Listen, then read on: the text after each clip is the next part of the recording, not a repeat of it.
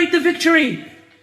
Allah has shown the world that no normalization can erase the Palestinian cause. When you got the news that it happened, how many of you felt the euphoria? Allahu Akbar. How many of you felt it? Can social media also, can it wrongly skew a narrative? Now, Candace Owens, she said on the Piers Morgan show, I was on the Zionist side. Let's not forget this for years. Social media completely transformed my perspective on what's happening in Israel and Palestine. who were the people posting on social media? It was you. Where did she hear the da'wah from? The da'wah was from you. I mean, I was astonished how quickly the narrative after October the 7th became anti-Israel and very pro-Palestinians stroke Hamas in many cases. You want to amplify on the argument, so you do shit, go, Bismillah Hasanat, Bismillah Hasanat. As a result of TikTok and social media and the like, people's hearts are genuinely flipping. Candace Owens. What are your views on Islam? How's it going in the UK? Those are my views. Their views are that Western civilization is corrupted. Hi, American Muslim fan here. In the spirit of friendship between our faiths,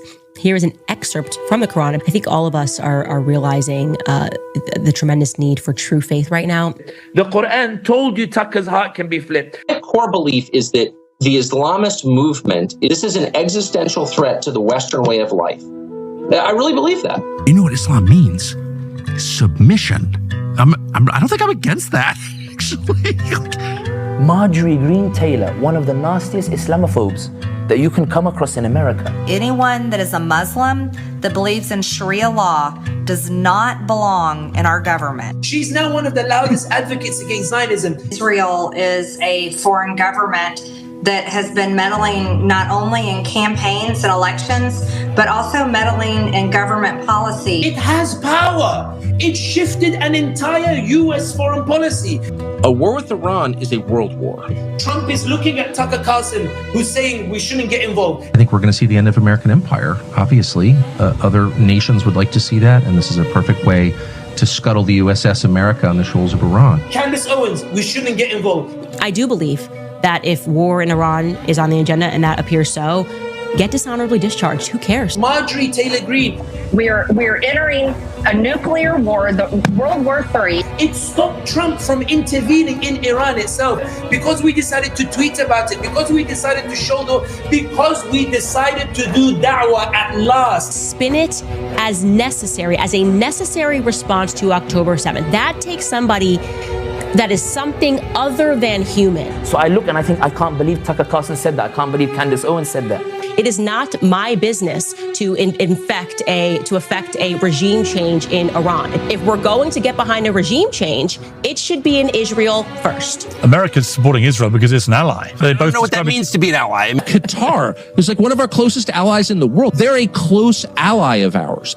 Raise your voice and watch how I flip the hearts. Raise your voice for Gaza. Watch how Candace Owens starts defending Gaza. I have recognized that the ability to see this stuff every day has transformed my opinion. Raise your voice. Watch how I make Tucker Carlson say we need to cut funding for the Zionists. Floating the whole thing to the tune of many, many billions. It's not $3 billion a year. It's tens of billions a year. Raise your voice. Watch how I make American society flip from pro-Zionist to pro-Palestine. First time ever in which more Americans sympathize with the Palestinians over the Israelis. Truly a historic shift. All of the blame. They always want to blame Israel. Zionism has brought us nothing but grief in America. We are aware of these operations that you're running and constantly blaming it on Muslims, radical Muslims. Well, the Muslim population of the West is rising very quickly, and that has implications for social cohesion or national security. I'm not Muslim, I'm not for Sharia law. On the other hand, compared to what? Compared to Baltimore? You know, shut up. Sharia law. They're claiming that Hamas is a, group of jihadis. I don't know if that's true, by the way. It seems more like a political organization. That makes Israel the master of the universe. And that's troubling. May Allah protect and preserve TikTok and elevate its status. Gulu Ameen. Yep. I know for a second some of you are wondering, am I in the right place? Yes, you are in the right place. And that compilation of videos was done by Milk Bar TV. The guy is amazing. He does these compilation videos that really tell you the story of, that gives you the highlight of the major controversies surrounding an individual, concerning a topic, and concerning so many things. And in this instance, he's showing how, the dawah that has been done for Palestine has really been effective in turning the hearts and minds of great men and women like Tucker Carlson and Candace Owens. And one of those people we are going to be discussing today, none other than Dave Smith. Okay, that's what we'll be discussing today. So smash the like button, okay? Subscribe if you're not yet subscribed. Ring the notification bell. Welcome to the live stream. Good morning, good afternoon, good evening to everyone. I hope you guys had a wonderful day. I hope you guys had a blessed day. I hope today has given you all the greatness that it has for you. And I hope you have been blessed today. If you have not, don't worry, you're in the right place. Okay, by the time this live stream is over, you will have been blessed. First of all, you'll be annoyed because so many of the things we talk about are things that are annoying. But today we'll talk about a couple of other things that are not, hopefully. Okay? So, but essentially we'll be focusing, like zeroing in on some of the negative reactions that we've been getting from the pro-Palestine side, or the people who claim to be moral relativists, people who don't know the difference between terrorism and counter-terrorism, people who don't know the difference between allies and non-allies, So we'll be hearing from that side of town. That's what this live stream will be about, and their response to the hostage release and the peace deal with Gaza. And also we'll be looking at some of the updates of what is happening since 20 hostages have been released. What Israel has done, what Hamas has done. Are there updates that we should know? And yes, spoiler, there are updates, and we'll be looking at all of them. So yeah, welcome to an amazing live stream. We have something great to talk about, trust me. And may you really be blessed as you fellowship here in our midst. In the name of the Lord, may you really be blessed. May you really be blessed.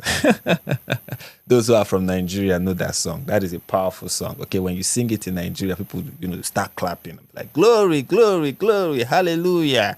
Yeah. So as you fellowship here in the midst of all of us, may you really be blessed. So please, guys, remember, smash that like button. Destroy the like button. Share the link to your friends and family. Everyone needs to know that we are here and that we are live. Okay? We are live, coming to you live and direct, and we are discussing something very important. Okay? Anybody who doesn't know that we are live right now and is not watching this is missing something very important. I'm happy to see Philip. How are you?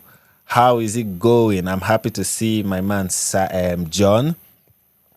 Greeting everyone in the in the live comment and telling everybody to do what I just said. Smash the like button, subscribe and share. Do all the stuff that YouTube demand of us to do. And yeah, hopefully we'll see more people. I'm happy to see Amicha Kohlberg. She said she has converted. I saw it earlier, but I don't know if I can go to that comment right now. Anyways, I'm happy to see every one of you here. And yeah, let's get into it. Let's get into it. So the first thing we are going to look at, of course, is the very reason everyone clicked on this video. I have learned not to waste people's time anymore. Just go straight to why they came here. Give the people what they want. Okay, so here is Dave Smith, the legendary Dave Smith, the most funny comedian in America. This guy was so successful as a comedian, he decided to go into politics.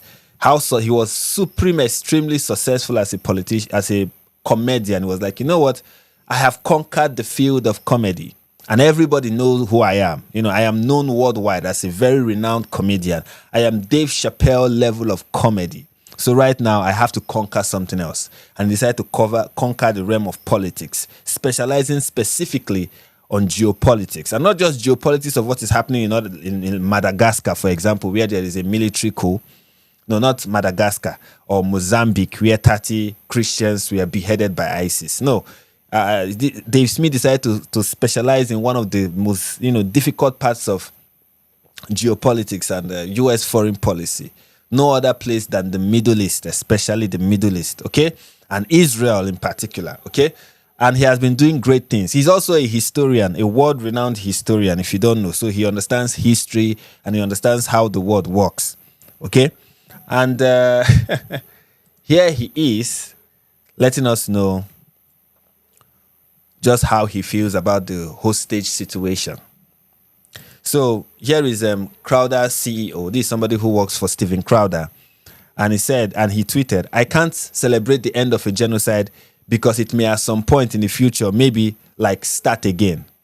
Kind of quoting the people who cannot just celebrate the fact that there is a ceasefire. I always talk about, it's likely something worse is going to happen and stuff like that. So in response to that, Dave Smith said, or quoted his tweet and said, it's great that the ceasefire has held for a few days and hostage swaps, that's what he called it, hostage swaps are taking place.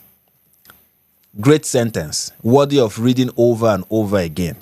It is great that the ceasefire has held for a few days and hostage swaps are taking place.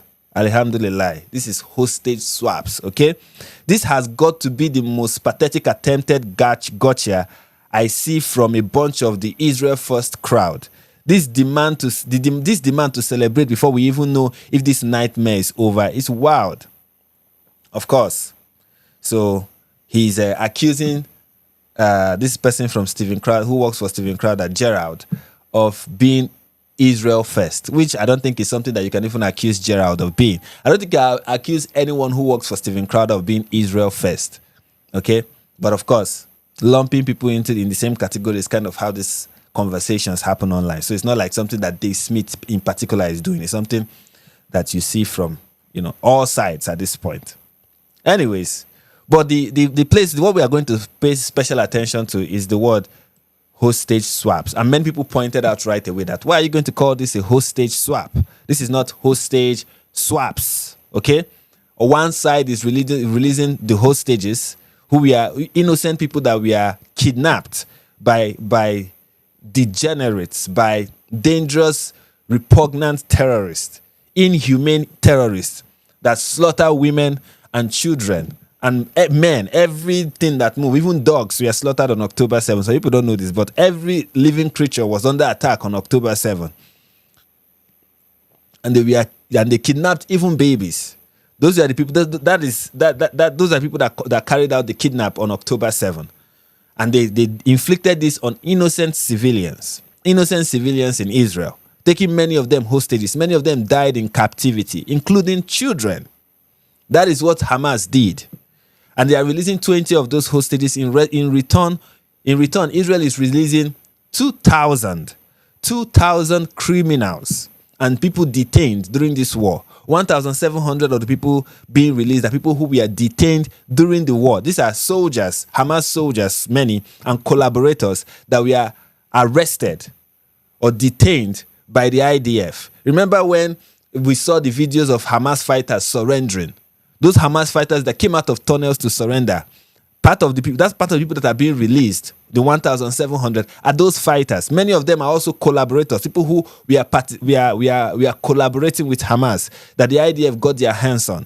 Those are people being released. And then 250 criminals, convicted criminals, many of whom were convicted for murder, for carrying out terror attacks, or facilitating the execution of terror attacks in Israel that led to the life of people by the tens and hundreds. These are people that are being released. But according to the great moral relativist, Dave Smith, and also the great comedian / great historian / great geopolitician and geopolitical student and great everything, according to him, right? This is hostage swaps. Anyways, we're already up to a very great start. You can see that I already have my you can see that I'm not ranting. Anyways, so after that was pointed out, many people pointed it out to the great historian Dave Smith, like Joe Berry, who works for the Babylon Bee, responded to Dave Smith by saying, hostage swaps? You mean Israel getting 20 hostages in exchange for almost 2,000 psychotic terrorists, many of whom are guilty of stabbing, shooting, and raping innocent men, women, and children to death? Is that what you mean by hostage swap? That is what Joe Berry said, and this is what Dave Smith said about what is happening to my screen. Sorry. And this is what the mighty Dave Smith said. About 1,700 of those being released by Israel were held without charges. The overwhelming majority were not fighters. Now, this claim that the overwhelming majority are not fighters is false. False. The overwhelming majority, based on what is your source? What is your source for this claim, Dave Smith? What is the source for the claim that the overwhelming majority of those in the 1,700 are not fighters? Overwhelming majority, give me a figure. In fact, speculate. Give me a speculative figure of how many of these 1,700 detainees are not Hamas fighters. Of course, you see them all as psychotic terrorists and captured IDF soldiers. Yes, that's how he described the 20 people that are being released as hostages and people taken as hostages. All of them are captured IDF soldiers. That is this is the mentality. Of course, you see them all as psychotic terrorists and captured IDF soldiers as hostages. But all this proves is you have a psychotic, bloodthirsty mindset. So any person who is opposed to the nonsense that Dave Smith is spewing and the rubbish take that he has, any person who is opposed, just because facts are in his way, facts are the hindrances to the claims he's making. It's just that the facts are not on his side. And anybody who is persuaded by the obvious facts, if you are that person, according to the brilliant Dave Smith, you are psychotic. You have a psychotic, bloodthirsty mindset. This is coming. One thing I like about Dave Smith. One thing I love about Dave Smith is how I remember when he was on Tucker Carlson and he was saying something to the effect of people keep attacking him and calling him names and stuff like that. And the reason why they are doing that is because they have no argument. But if there's one person that I know who issue out personal attacks multiple times, over and over again on Twitter, and even when he's having debates, if there's one person who does that repeatedly, throws snide comments when he's having debates on Piers Morgan, and is often overly sarcastic and annoying and obnoxious, if there's one person who does that very well, it's Dave Smith. But of course, it is wrong when he has, one thing, when you defend Hamas and you defend terrorists, over time you adopt their way of life, you adopt their behavior, where somehow you don't even see your own errors, you don't see your own flaws. The person who is flawed is your opponent. So yeah, those are the tweets from Dave Smith. Before we proceed, guys, please, I know I did not mention this, but please, you can send me money, okay? One of the things I've been accused of is that I received $7,000 from Israel. The truth is, I've been checking. I keep checking my domiciliary account. I don't even know if they are supposed to send me a message first, or maybe they already have my account details. It's the IDF, it's Mossad. They are spying on all of us. So maybe I don't even have to send it. They just have to recognize it. But thus far, I have not received the money. Okay? So if there's one place where I will get that money from, it's from you guys. You guys are my Mossad. You guys are my IDF. You guys are my Israel. So all of you combined, you guys are the ones that are going to give me the 7,000. So please, send in super chats is what I'm trying to say, okay? And go to buymeacoffee.com/NIG perspective to support what I do on this channel, okay? It goes a long way. Trust me, all your super chats and financial contribution really go a very, very long way. I know I've not said this enough, but I need to say it. Your contribution and everything you do go a very, very, very long way in keeping this channel going. And I appreciate it 100%. So please, send in those super chats and go to buymeacoffee.com/NIG perspective and make me proud. Or like I say in my videos, put your money where my mouth is. Anyways, so yeah, there's something I saw on the channel.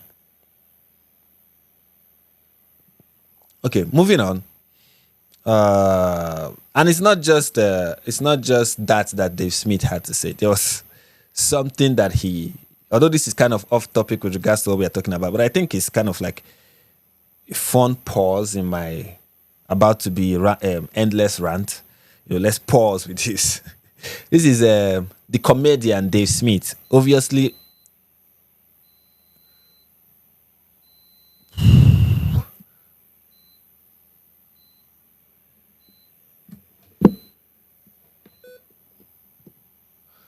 this is the comedian Dave Smith being 100% able to understand and process a joke. So here he is understanding the joke that done. One thing about so many people is not understanding how Donald Trump speaks. And one of those people who have that problem is Dave Smith. We are going to see that here.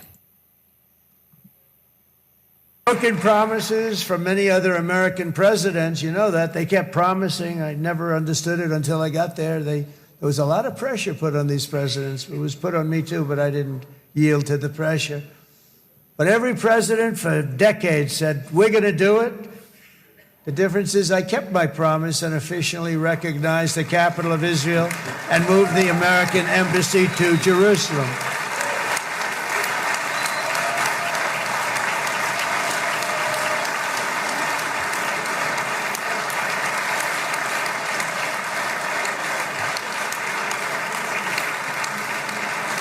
Isn't that right, Miriam? Look at Miriam. She's back there. Stand up, Miriam. Stand up.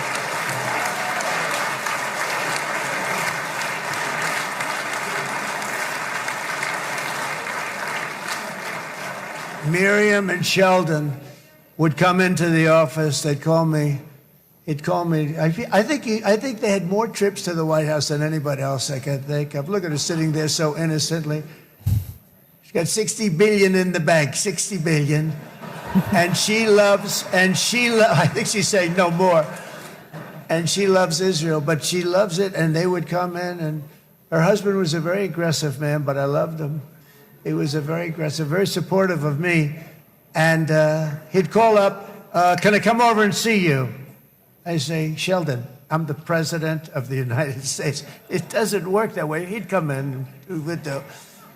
But they were very responsible for so much, including getting me thinking about Golan Heights, which is probably one of the greatest things to ever happen to Israel.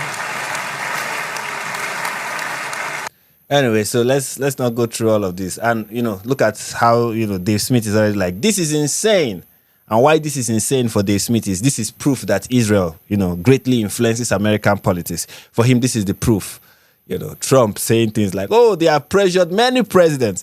And what I find interesting about Trump saying that is this is the same Donald Trump who said that this deal is when he was signing the Trump is a very funny man. When Trump was signing the peace deal that he said would result in everlasting peace, of course, he said this is 3,000 years in the making. And I was like, 3,000 what? 3,000 years in the making, really? So Israel and Palestine, the Jews and the Palestinians have been fighting for 3,000 years. And finally, there is a peace deal that is going to solve 3,000-year-long conflict. To me, it was so funny when he said that. That is Trump for you. And for Dave Smith, this is proof of something. This is Trump saying this here and being funny and being jovial about everything. And just, this is proof, of course, that Israel is controlling the United States. Hey, Ayanora is in the building. Welcome, welcome, welcome. So glad to see you. All right. So, and this claim is not also something that was just made by Dave Smith alone. I wish it was just made by Dave Smith. There are other people who made it. There is this guy on Twitter that goes by Dr. Simon Godek. He has about 1.1 million followers on Twitter. So this is not like a nobody or somebody no one should pay attention to. But here he is, dispelling the propaganda, the Israel propaganda. Say, I can't stand this propaganda anymore, okay? And here he is about to disabuse our minds about many of the lies spread by the evil Zionists, okay? So he said, I am glad that the Israeli hostages have been freed. Yeah, sure. And just as glad that Palestinian prisoners have been released. But a few things need to be made clear. First, it is absurd that Israelis are called hostages while Palestinians are labeled prisoners. That's propaganda. Okay? It's the same thing. Human beings who have been held, who have had their freedoms taken away on both sides. Yes, this is the case. Okay? Whether it is a terrorist that is being detained in an Israeli prison or in a prison in Israel, or a baby that was kidnapped by Hamas, it doesn't matter. Okay, these are human beings whose freedom have been denied from them. Okay, and thank God that all of them are now free. Right? This is wonderful stuff here. This is very wonderful stuff. Is this like saying, to borrow a leaf from Dave Smith and give an analogy, this is like saying that a criminal, somebody who goes to jail for kidnapping, and the person that they kidnapped, they are the same person. Okay, so a kidnapper who is in prison, a kidnapper who is in prison, and the person they kidnapped, they are the same person. Okay, I mean, it's the same thing. One was done by the police, the other was done by a kidnapper. It's the same thing. Okay, so what's the big deal about it? They are all the same people. Everyone in prison right now for whatever crime, anyone. Okay, it doesn't matter who is holding you, which prison you are being held in. Anyone who is held in prison is a hostage. Okay, every criminal you know in America, in the US, in America, the US, the same thing. In America, in Canada, in Australia, in the UK, they are all hostages. Okay, according to Dr. Simon, the great doctor. I'm very sure he's a doctor of geopolitics. Second, this is the second thing he said. He said the released Israeli hostages appear well fed, smiling, not a single kilo lost, clearly treated well under the circumstances. In contrast, the Palestinian prisoners look like they just walked out of a death camp, emaciated, scarred, aged by years of abuse, tortured, and no one talks about it. Okay, fine, sure, Jan, sure, 100%. Third, everywhere I read, Hamas killed all the women, only men were released. That's a simple lie, a malicious one. The women who were still alive. I like this part. The women who were still alive. Okay, so what about the dead ones? What about the dead women? Where are they? Do we know the people that are dead that Hamas is holding hostage? Do we know who they are? Do we know how many of them are women? The women who are still alive have already been released in early exchange deals, but facts don't matter when it's time to push the next hate-driven narrative for $7,000. You know one thing that I love about this paragraph is where he's like, facts don't matter, especially when it's like these people are lying, and then he accused the people that are lying or that he claimed are lying by throwing a lie at them. Oh, they are being paid $7,000. Where is it? Where is that $7,000? I keep hearing about it. I wish they are paying me this, so at least me speaking the truth will be profitable. But thus far, it has not been as profitable as the lies people are spewing, unfortunately. Then fourth, he said, everyone talks about a handful of Israeli hostages, but no one mentioned the tens of thousands of Palestinian hostages abducted by Israel, many of them children, imprisoned without charges, without trial. Wow, many of them children. I mean, this kind of sentence is something I don't understand. Many claims are made and there is no specifics. It's like tens of thousands of hostages are abducted by Israel, many of them children. Okay, he's saying many of the tens of thousands of hostages are children. Okay, some of them children imprisoned without charges. Now, are the children part of those imprisoned without charges and without trial? We'll never find out. Fifth, and no one talks about the tens of thousands of civilians killed in Israel's genocide. Of course. Man, you saved that one for the fifth. I thought he would start, that would be the first thing he will mention. Like, even though we are talking about a ceasefire, can we still talk about the genocide? But yeah, he kept that for sixth place, which I find very offensive. If you are going to talk about genocide, you should put that at, it should be top of the list. But, fifth place is fine. But I find it very offensive that genocide is taking place number 5. Number 6. Why the ceasefire is just a matter of time until Israel breaks it again, of course, because Israel is notorious for breaking ceasefire deals, not Hamas. Hamas have never, in the history of the terrorist group called Hamas, resistance group, freedom fighting group, a political movement, according to Tucker Carlson, just a political movement trying to free their people, according to the none that he platformed. Hamas have never in their history ever broken ceasefire agreements. In fact, they have never. Any person saying otherwise is spreading pro-Israel propaganda. Of course, paid $7,000, I have been told. Seventh, politicians across the world are shamelessly cocking for Israel, offering blind support while refusing to even mention the crimes committed in Gaza, the ongoing apartheid in the West Bank, or the endless aggression towards neighboring countries. Yes, Israel is aggressive towards neighboring countries, like Iran, of course, like Iran. Remember when they were bombing Iran? Remember when they were killing nuclear scientists in Iran? Remember all the Mossad attacks in Iran? Remember Qatar? My goodness. Terrorizing neighboring countries, of course. So unacceptable. And then the nobody is mentioning the genocide, of course, except every other president who have mentioned the genocide. In fact, all of them who recognized the Palestinian state just few weeks before the peace deal was signed. Like Emmanuel Macron, who was there for the photo op in Egypt, and his boyfriend, what's his name, Keir Starmer, shameless presidents who were there trying to claim responsibility for something that they had nothing to do with. Remember those people? But of course, all of these are things that are not being mentioned. And 8, the same governments and media that claim to stand for human rights, international law, and never again are now either silent or fully complicit, funding, arming, and excusing an apartheid regime in real time, when Palestinian lives are dehumanized, erased, and bombed into dust. Suddenly, all those values vanish. So no, I will not take part in this propaganda. I will not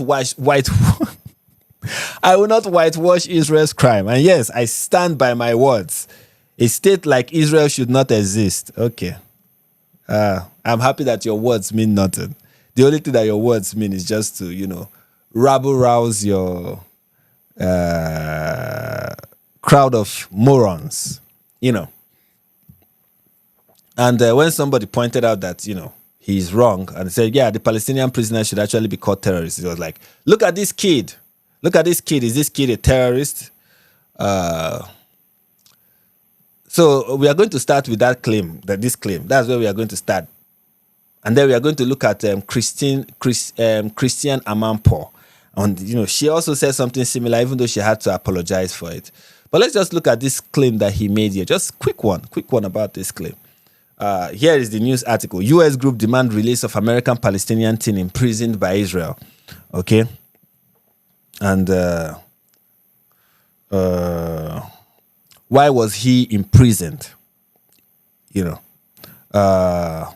More than 100 U.S. human rights, faith-based and civilian rights group have demanded that the Secretary of State, Marco Rubio, immediately secure the release of a 16-year-old dual American Palestinian citizen who has been in an Israeli prison for 6 months over allegations of rock throwing. Of course, over allegations of rock throwing. There's no proof that he did it. I want to see the statement that the Guardian got from the IDF.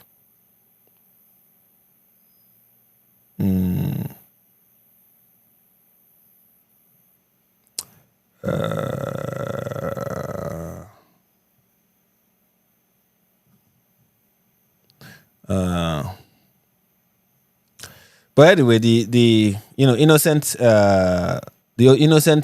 teenager, 17-year-old, not 17-year-old, I don't know how old he is, but the innocent teenager was on 2 occasions, on 2 separate military court documents seen by the Guardian show Israeli authorities accused Mohammed of throwing rocks at Israeli vehicles in at least 2 separate incidents. At an August court hearing, his lawyer said Ibrahim needed medical care, with his next hearing scheduled for 29 October. So his court proceeding is still ongoing. Held without charges, but here is proof that he's been charged and he has a court date for 29th of October and he has had one before. So there's a court proceeding going on. If he's found not guilty or innocent, he will be released. If he is guilty, he will be held. Did he break the law? That will not be mentioned. Of course, children don't break laws, of course. In America, I've never had any instance of where a teenager in America went to prison. You know how these teenagers like this in Israel should be treated. They should be treated the same way Keir Starmer treats rapists in the UK. It should be covered up, ignored, and allowed to continue.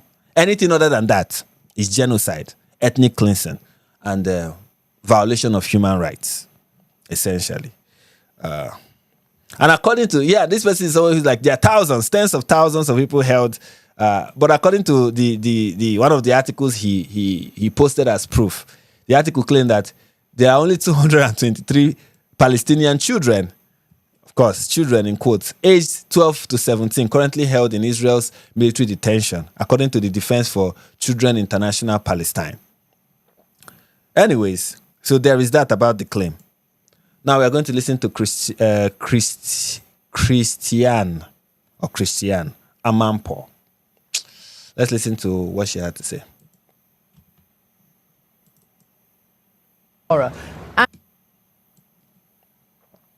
So here she is. And I think for sure, people who start to talk to the hostages who've only just been released will find that it will take a long, long time for them to recover physically, but also mentally. It's been a terrible, terrible 2 years for them, because not only are they there, you know, they're probably being treated better than the average Gazan because they are the pawns and the chips that Hamas had.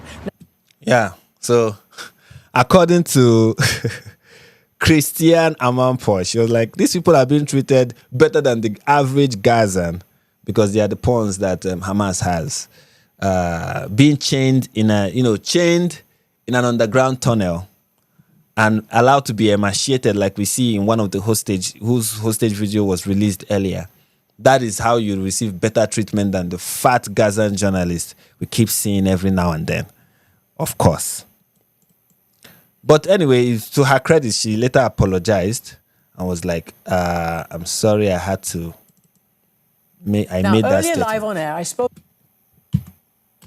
Earlier live on air, I spoke about what a day of real joy this is for Israeli families whose loved ones are finally being returned from 2 years of horrific Hamas captivity, and for civilians in Gaza who finally had a reprieve from 2 years of brutal and deadly war.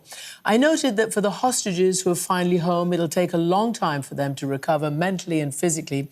But I regret also saying that they might have been treated better than many Gazans because Hamas used these hostages as pawns and bargaining chips. But that was insensitive and it was wrong. From speaking to many former hostages and their families, like everyone, I've been horrified at what Hamas has subjected them to over 2 long years. They've told me, as you've just heard, their stories of barely being able to breathe in the tunnels, not being allowed to cry, being starved and made to dig their own graves. And of course, today, some of the hostages are coming back in body bags. All right. To her credit, at least she corrected herself. But there are those who would not do such a thing. There are those who will not do anything like that, correct themselves. No, they will not continue to spread the propaganda because they believe that a state like Israel is not supposed to exist. But to her credit, now, this is why I say that, mainstream media is bad. Okay, mainstream media, bad. I'm not here to support mainstream media to run defense for them or try to defend them. I'm not here to do that. But you see, alternate media has proven itself to be far worse, especially the worst version of alternate media is far worse than what you see on mainstream media. Okay, it is far, far worse. Okay, mainstream media can say something and under pressure from some pretend standard of journalistic integrity will retract their statement, will correct themselves. But alternate media sees correcting itself as becoming essentially controlled opposition. So alternate media, the extreme version of it is, I will not be controlled by principle, by truth, by facts, by those who will call you out, by those who are rightfully criticizing you. You will not be controlled by any of that. And when you finally, the chains have been broken, the chains of reason, the chains of common sense, when all of that has been broken, you are now free.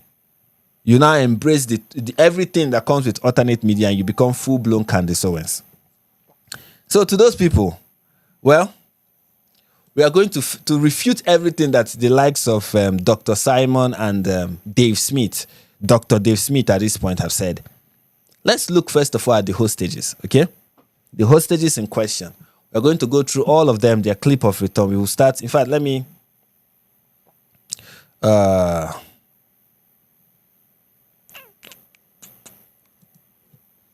give me a second.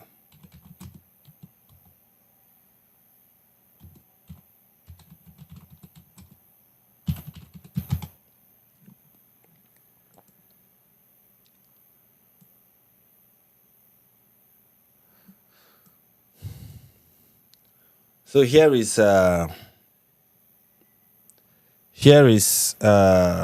a list of all the hostages. So we are going to be reading, each one of them and who they are. Of course, according to Dave Smith, these are IDF soldiers. So let's see. Yeah, every one of these 20 hostages, are every one of them IDF soldiers.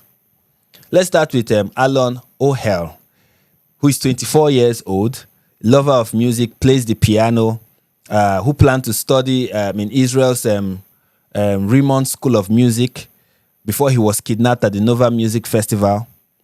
And that is all we know about him. There's no mention here that he's an IDF soldier. And the reason why it is not mentioned is because he's not. Because when we read further, we'll see that those who were actually IDF soldiers, it was mentioned that they were IDF soldiers. So Alan O'Hell, I hope I'm pronouncing his name correctly. O'Hell, I don't know. But this person is not an IDF soldier. And here is a clip of him returning.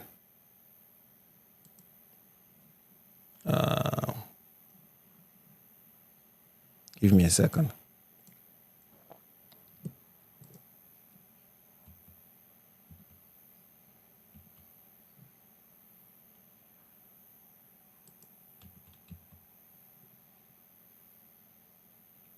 Give me a second, let me find it.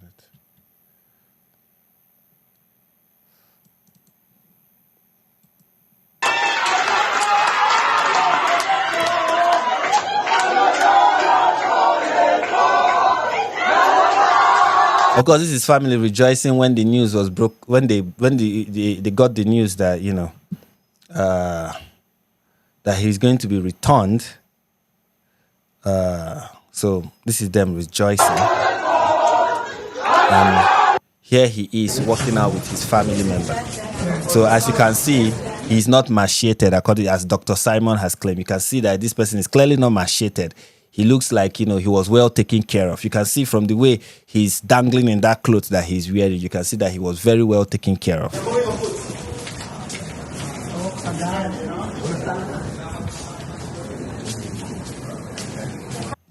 And moving on, we have the next person that was taken by Hamas. The next person is, Ariel Conio. He was taken with his brother David Conio as well. So Ariel is 28. Worked as a software tester. That's his job, not an IDF soldier. He grew up with his brother. He grew up with share a love for astronomy with his partner, who grew up with him at this kibbutz that was attacked. His partner were kidnapped together, but she was released in January under a previous ceasefire deal. His brother was kidnapped too on October 7th, and both of them were released on Monday. This is his brother, and also from his brother, you see, this is the older brother of Ariel, worked as an electrical technician. On October 7th, he held the safe room door in the family house for 5 hours while attackers tried to open it. His wife, Sharon Konya, and their two daughters were also kidnapped, but were released after 52 days in captivity. So just keep that in mind. These are the two hostages. These are two brothers, okay? Let's call them the Kunio brothers. And you can see that none of them are IDF soldiers. I just want you to keep that in mind as we are reading this, that none of these people are IDF soldiers. Okay? These are just random Israeli civilians. I know many people are going to say, oh, but everyone in the IDF is an IDF soldier. It's not true. Not everyone in Israel is an IDF soldier. It is not true. Even not everyone in Israel is on the, what is it called? Is on the reserve. So let's look at Ariel and let's look at the Kunio brothers.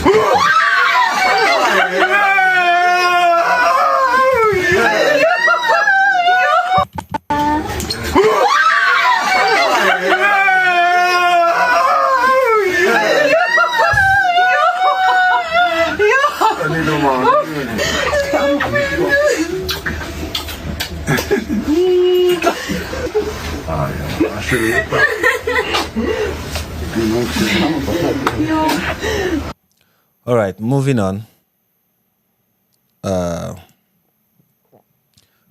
We have Avinatan Or, 32, born and raised in Shiloh, before moving to Tel Aviv, where he worked for NVIDIA.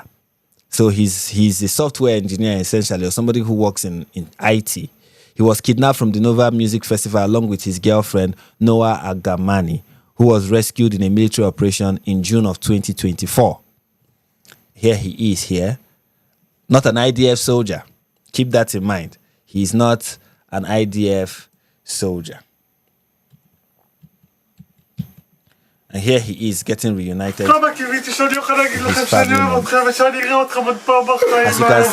can see with how his shoulder blade is well pronounced, it looks like this it's not. I'm not saying this to mock the hostages. I'm just saying it to mock the claim that these people were well taken care of, were well fed. These people were living their best lives, essentially, when they were under captivity inside tunnels in Gaza. They were living their best lives. You can see how his shoulder looks like it's just a hanger hanging a clothes. You can see that. Let me take that back. You see how he's looking. You see how his neck, his leg is long and pronounced like my own. This is evidence that, of course, that Hamas was taking good care of him. Look at him now. And look at him before now. This is Avi Nathan. This is how he looked before now. And look at him now. Of course, great improvement, great improvement. He has gone from great to greater. He has added like 40,000 pounds at this point. Well fed, well taken care of. He lived his best life under captivity, of course. And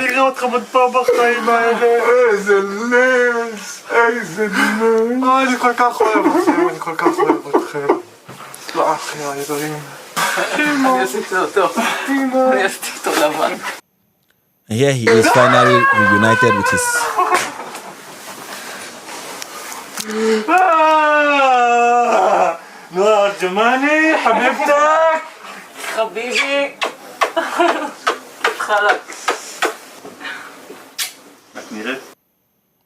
All right. Now, next up, we have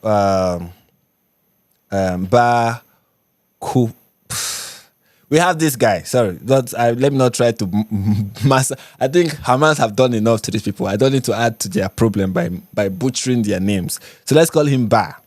Okay, he's 23, was a staff member of the Nova Music Festival. Okay, this one is someone you consider an IDF soldier because he was a combat medic. And he was helping victims of the October 7 attack before being abducted himself. He had taken on a great role in his family after a 2019 accident left his father unable to move or speak. Since he has been adopted, his father has been undergoing speech therapy and regained some ability to speak to aid the fight for his return. And let's look at this guy. Again, I want you to look at how he looks normally. Let's look at him now.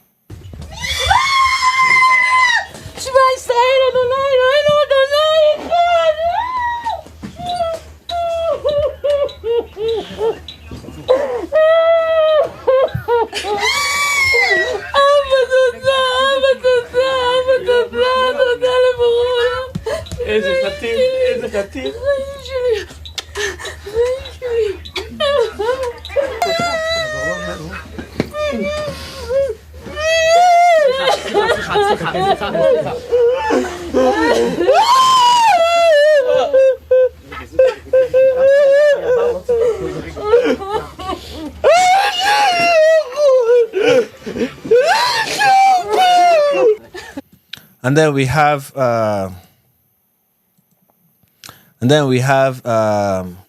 Ethan Avraham Moore.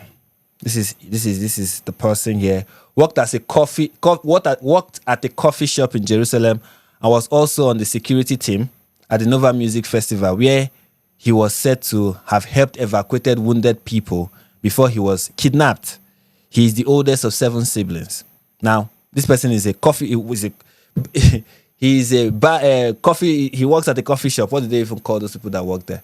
I forgot what they call them, but clearly not an IDF soldier.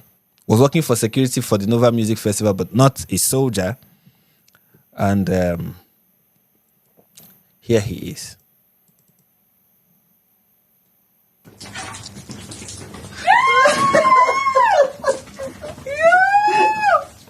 Where's my foot? Where's my clip? ברוך אתה אדוני אלוהינו מלך העולם.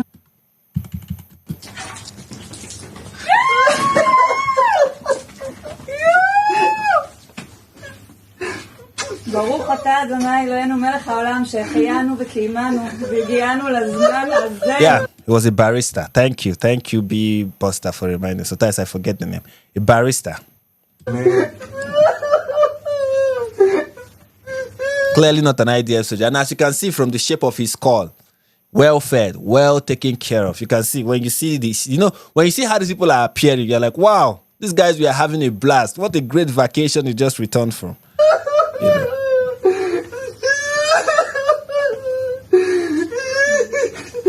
I said Barry. Somebody corrected my pronunciation. Barista. Okay, barista. I stand corrected, not barista. Barista. Okay, is that okay now? Not a barista. Barista.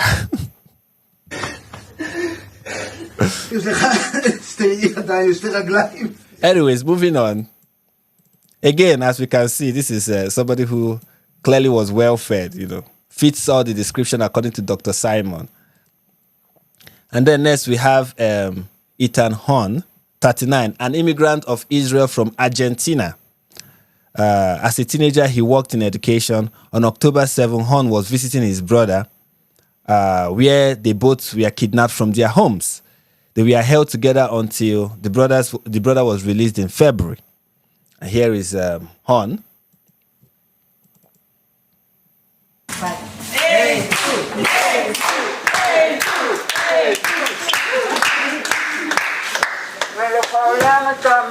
So of course you know that Israeli is from Argentina, also also part of the IDF as well. So, and as you can see with how he's looking, he was well fed, well taken care of.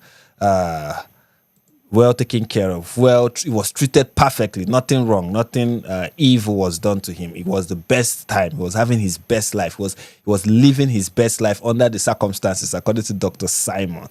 בראשון לאוקטובר איחלתי לך יום הולדת, נזכרתי אולי. כן, בטעות, את יודעת, אבל נזכרתי. כל יום חשבתי עליך, כל יום. Moving on, we have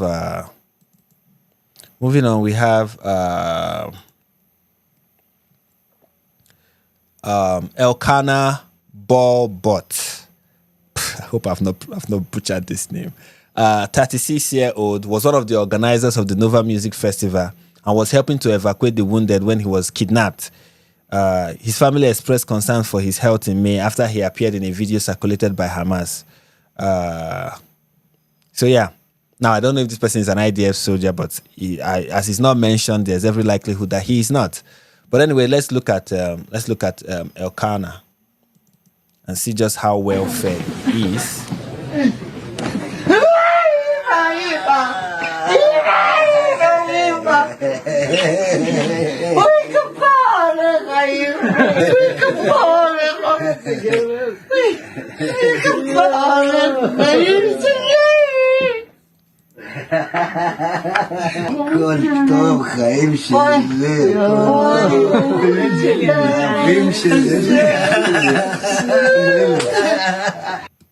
Next we have let's see how quickly we can do this.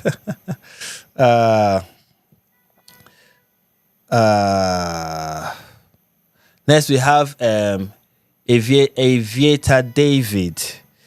This is the person who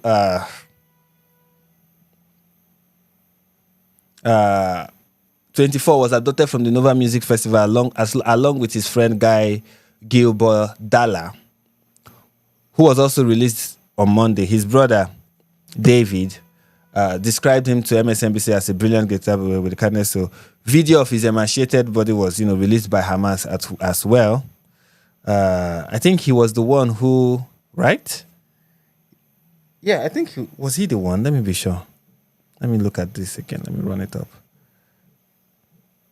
Yes, he was the one, right? Or was he? No, he was the one. He was the one that the IDM that the video, the infamous video of someone digging his grave. Yeah, he was the one. He was the one. And here he is.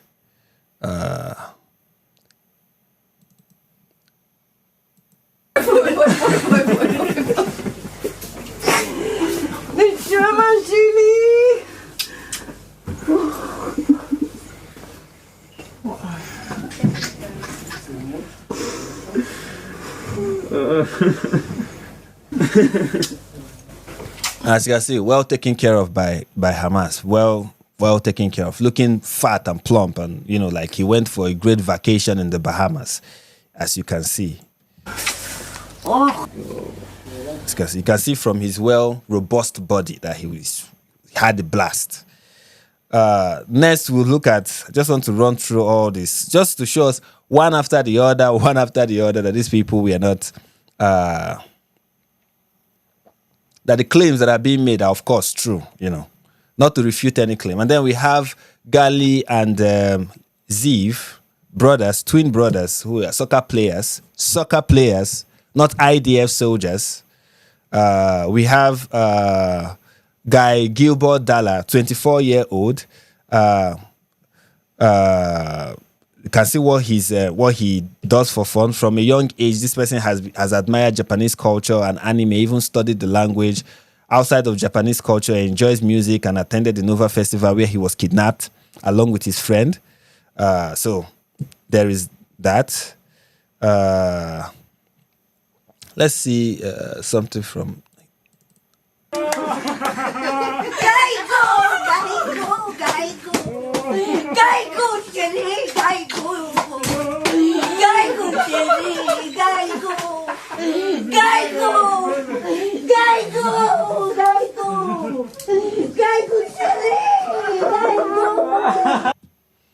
Moving on. Sorry, I'm rushing all of this, but moving on, we have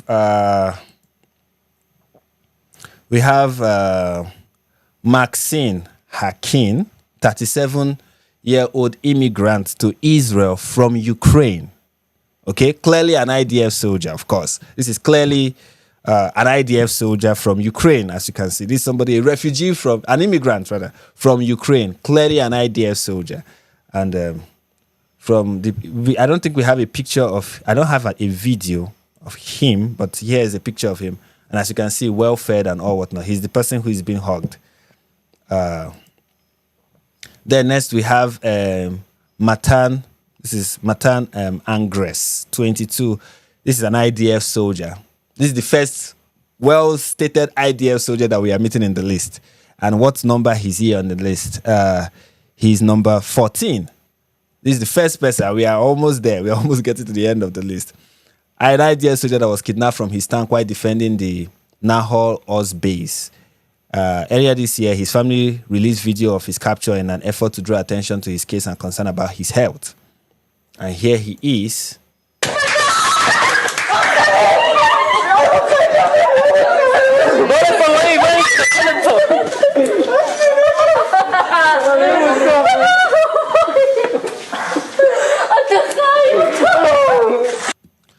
Next we have sorry, I'm not allowing these videos to play fully. I need to get to all of them. There are many. We have another Matan. This is Matan Z. Let's call him Matan Z. 25, was adopted from the kibbutz along with his girlfriend. She was freed. Now, from all indications, since nothing has been said about him, I doubt that he's an IDF soldier. Here he is. As you can see, well fed, by the way. You can see from his macheted body that he was well fed and well taken care of by Hamas. They did the best. You can see this guy is looking healthy. If you're looking for the symbol of health, you look at this guy, you're like, this person is very healthy. He was kept on a vegan diet, and he was converted from a Jew to a Hindu. I'm not making fun of people. I'm just making fun of the claim. Sometimes people may not understand who I'm making fun of. It may look like I'm not making fun of the hostages. It's the claim that is being made by some ridiculous people about what happened to the hostages that I'm making fun of. Anyways, next person. Next person is Nimrod Cohen, 21, an IDF soldier. So this is the second expressly stated IDF soldier. That's why I feel every person who was not called an IDF soldier is most likely not an IDF soldier, because if he was, he will have been mentioned. And this is NBC News. I don't think the one thing they will want to do is cover up the fact about who is an IDF soldier and who is not. And he was abducted while, defending the one of the kibbutz that was attacked. And 3 other soldiers with him were killed. And let's look at the video of him getting reunited. Wow. And as you can see from the size of his arm, this person was well fed and well taken care of.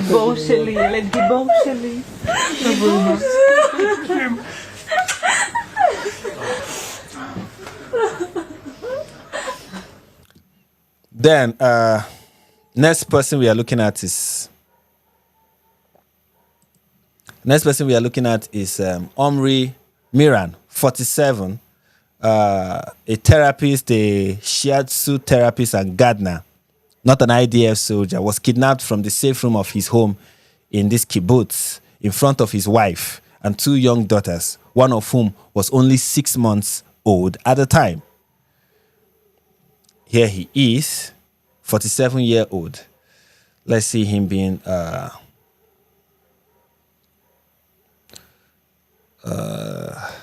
let's see him getting reunited. This is he coming out with his wife. As you can see, well taken care of course. I mean, let me show you guys something. Close. What is that?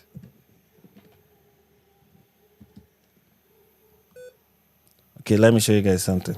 Here is somebody, I hope you can see my mouse. Here is somebody who was not kidnapped by the IDF. And here is somebody who was kidnapped by the IDF. You can see the difference. This person is looking unhealthy, and this person looks very healthy, very rejuvenated, living his best life, of course. Moving on, we have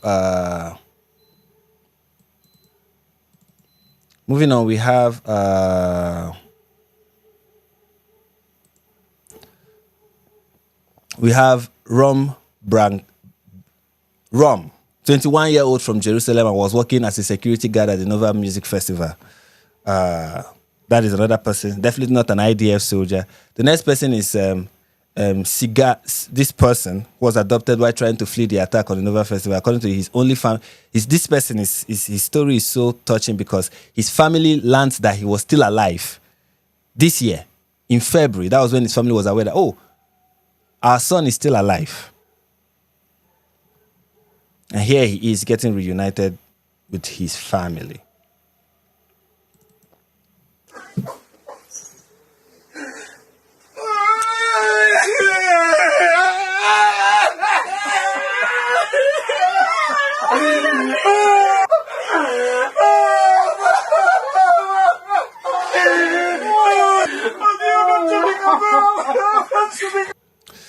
Yep, and then finally, the last person on the list, number 20,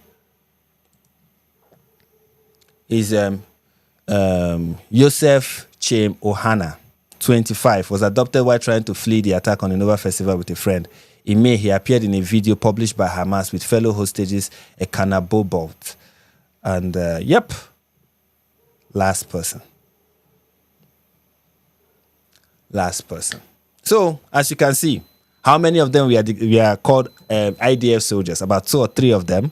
And how many of them we are not called IDF soldiers? Almost most of them. So we can safely say like 15 out of, if to be generous, because I cannot really tell. I'm very sure that those in Israel know this and the IDF have this information, but I don't.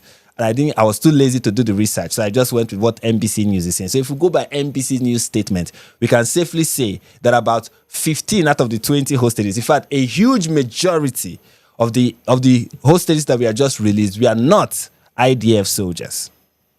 Not IDF soldiers. And why am I stating this for those who are just joining us? Why I'm stating this is because of our very good friend, Dave Smith, who wanted all of us to know that these hostages that are being released are, of course, IDF soldiers. So that's why I'm pointing this out. Okay? This is why I'm pointing this out. He called them Of course, you see them that see the people who were the detainees. Let me just get to the point. He's saying captured IDF soldiers. That's how he's describing the hostages. He said, you see captured IDF soldiers as hostages. Okay, so that's why I'm pointing out that most of these people that we are just released, we are clearly not IDF soldiers. But even if they were IDF soldiers, so what? These are their IDF. It's like, this is the problem of moral relativism. It's like, oh, everybody is the same. Kind of, it doesn't matter. Everybody is the same. But Israel, of course, but according to Dr. Simon, after saying everybody is the same, Israel still don't have the... If Israel and Palestine and Hamas, they are the same. If Israel and the Gazans, if the Israelis and the Gazans are the same, how come the Gazans and the Palestinians deserve a state, but Israel should not exist? But they are the same. But of course, they are not the same. One is fighting to protect people. The other one is fighting to destroy people. They are not the same.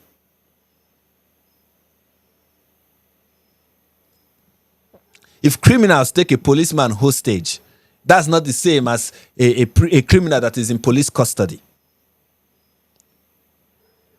They are not the same. And just to make that point as very clear, These are the Palestinians that we are released. I want to show a clip of them. You know, in all fairness, you know, I want to be fair to both sides. Okay, to both sides, I want to be very fair. So I'm going to show footage of, you know, these are the Palestinians that are being released and are being treated and welcomed as heroes in the occupied West Bank in Ramallah, waving the Palestinian flag there. Some of them. Okay, here is another, you know.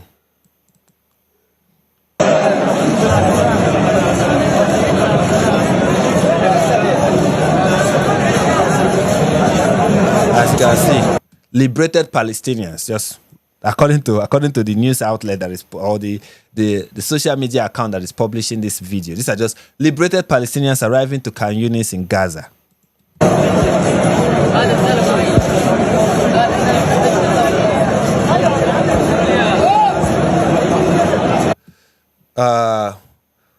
Now, who are these people in question? Who are the people that have just been released?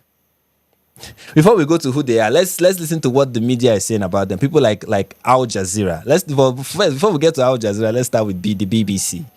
You know, the BBC. According to the headline, tears and cheers in the West Bank and Gaza as nearly 2,000 Palestinians are released from Israeli prisons. The headline goes on to say,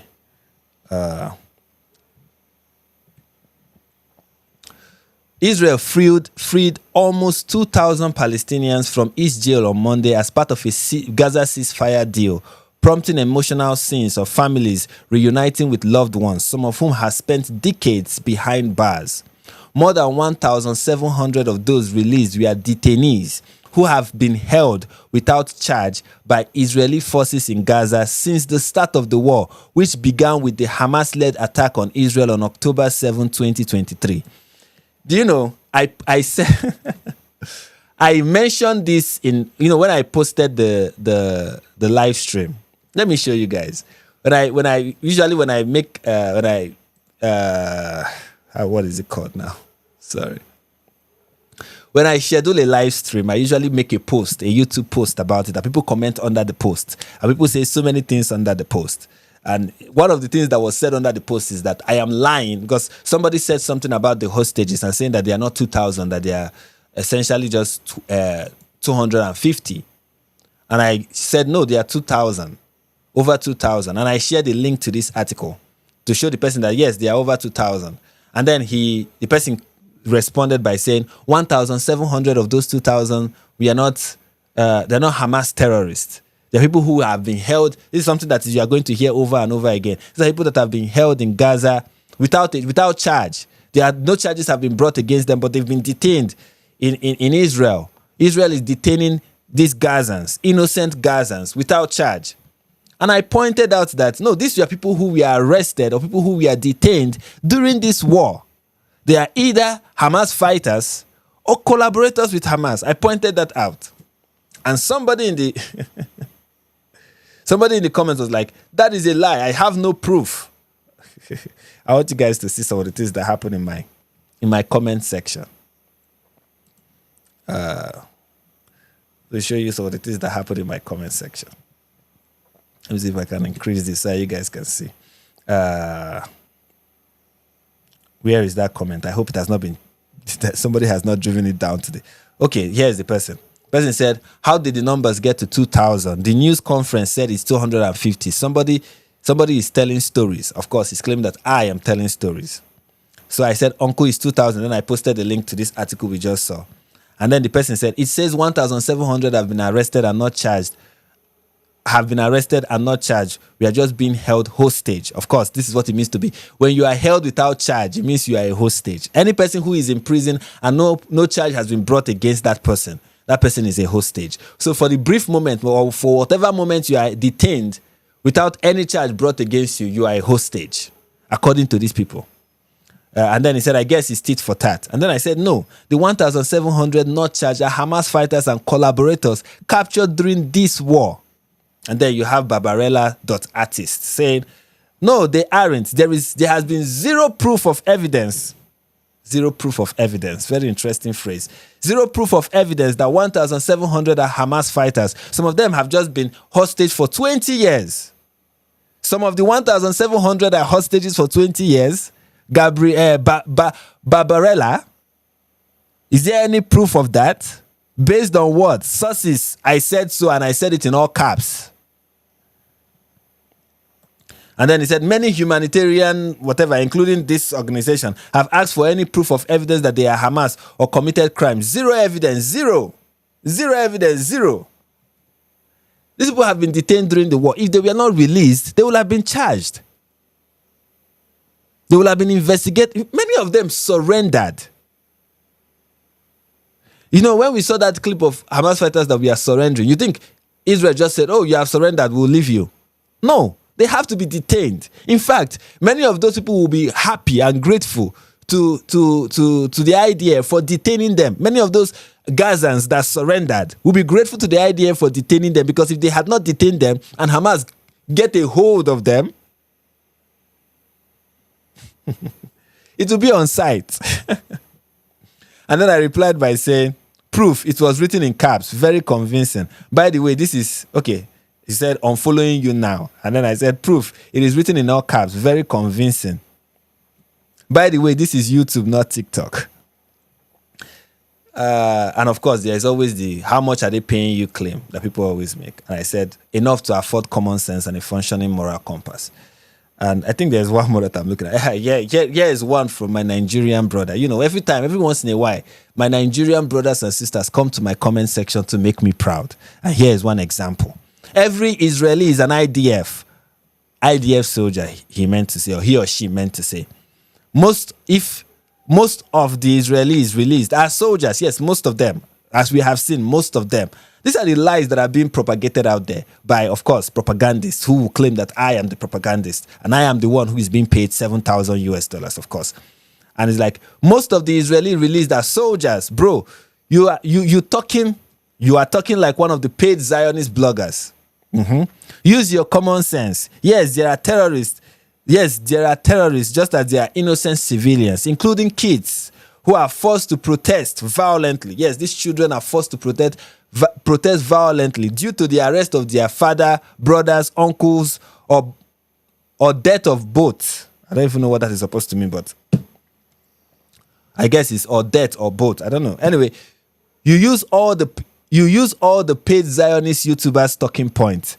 Them talk and say Israel they bribe rich everywhere, including Nigerian bloggers self. Now why? Focus on Nigeria and other religious issues. That's what made me subscribe to you in the first place. So that's what he said. This is my response to the person. Because that afternoon I was on fire. So anybody who said something on my comment section was going to hear something. I said, yes, every person in Israel is an IDF soldier, including the babies that Hamas kidnapped. Those are 5-star generals, I've been told.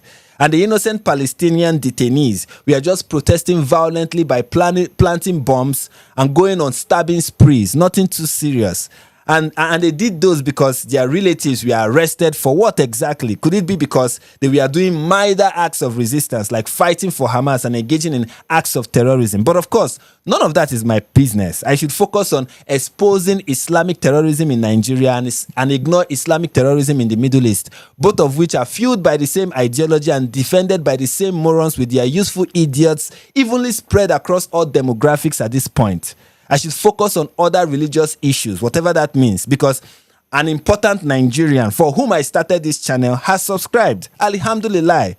But if I persist, I must be collecting invisible checks from Israel. Did I miss anything? And that is my response to anybody who has this kind of ridiculous take on what is happening. Anyways, so yeah, we are hearing it here from CNN, of all places, that the 1,700 detainees that we are released, we are detained in connection to the war in Gaza.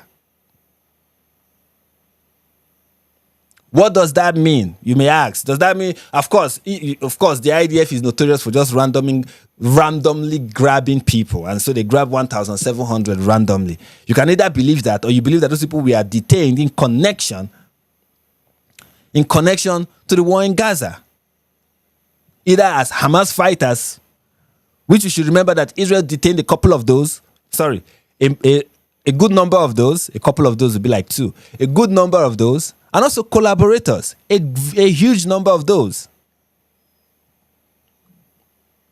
This is the thing about being an IDF, being part of the IDF, or being an Israeli, or being in the Israeli government, or being an Israeli official. Anything. Just being an Israeli, anything.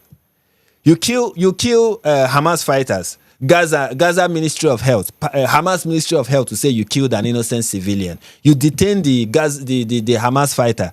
Hamas propagandists in the West will say you are detaining people just indiscriminately for no reason whatsoever.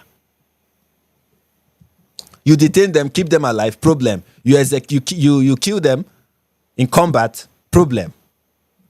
You're damned if you do, you're damned if you don't. And then there is of course the great and mighty there's the great and mighty Al Jazeera, telling us the truth, nothing but the truth. And here is Al Jazeera's report. Al Jazeera's report is very interesting. So Al Jazeera had an issue, a bone to pick with what Israel is doing. And the bone they have to pick, and what they call inhumane, is that 154 of the freed Palestinian prisoners will be forced into exile by Israel. Yes, one of the two. Now, these are not from the 1,700. These are from the 250 murderers and terrorists that are being released. 154 of them will be exiled out of the region. They will not go to the West Bank. They will not go to Gaza. They will have to go to Egypt. I think it is inhumane too. I do. I think it is inhumane to the Egyptians and to wherever they will land in the world, that those people will have to be released to that society. I think it is inhumane. But of course, that is not what Al Jazeera thinks. Al Jazeera thinks it is inhumane for them to be exiled. They should be allowed to remain in the West Bank or in Gaza so that they can do more acts of terror. Right? Because that's of course the sensible thing to do. There are people who don't want peace in that region. And one of my issue right now, I'm saying this, I don't know if it will even change anything or whatever, but one of my issue with Israel at this point is, why don't you guys have the death penalty? Why doesn't Israel have the death penalty? Why do you keep keeping these hostages alive? Wouldn't it be best if they get to suffer for the crime that they have committed? Give me a second.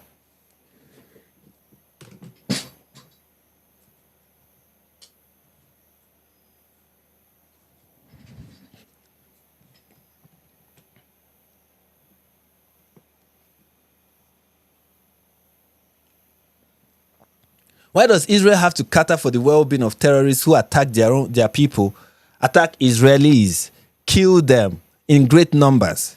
Why? Why would you detain somebody in connection to what happened on October 7th, for example? And because this person was not killed in active combat, you have to keep him in prison for as long as till they die? No. There should be the death penalty for this kind of offenses. I don't understand why that nation does not have the death penalty. I just do not understand why.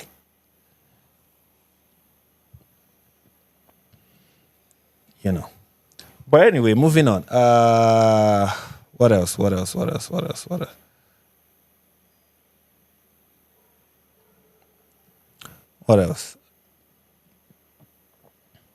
Uncle Copin said, I find it morbidly funny that Hamas turned over all the live hostages but refused to disarm and stalling with the dead, pretty guaranteeing a resumption of the fighting and prompt persecution of the exchange operatives. Of course.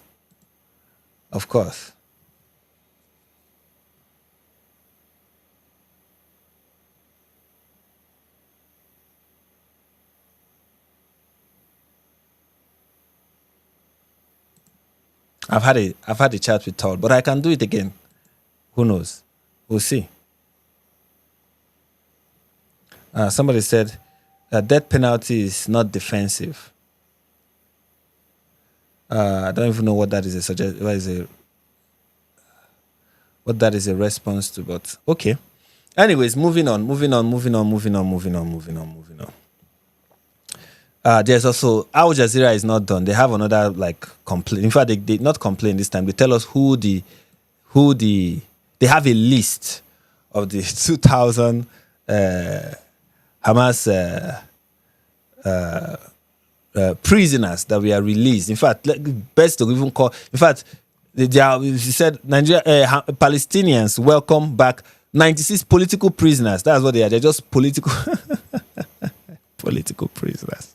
Why don't just call them hostages at this point? Just use the word that every other idiot online is using. Just call them hostages.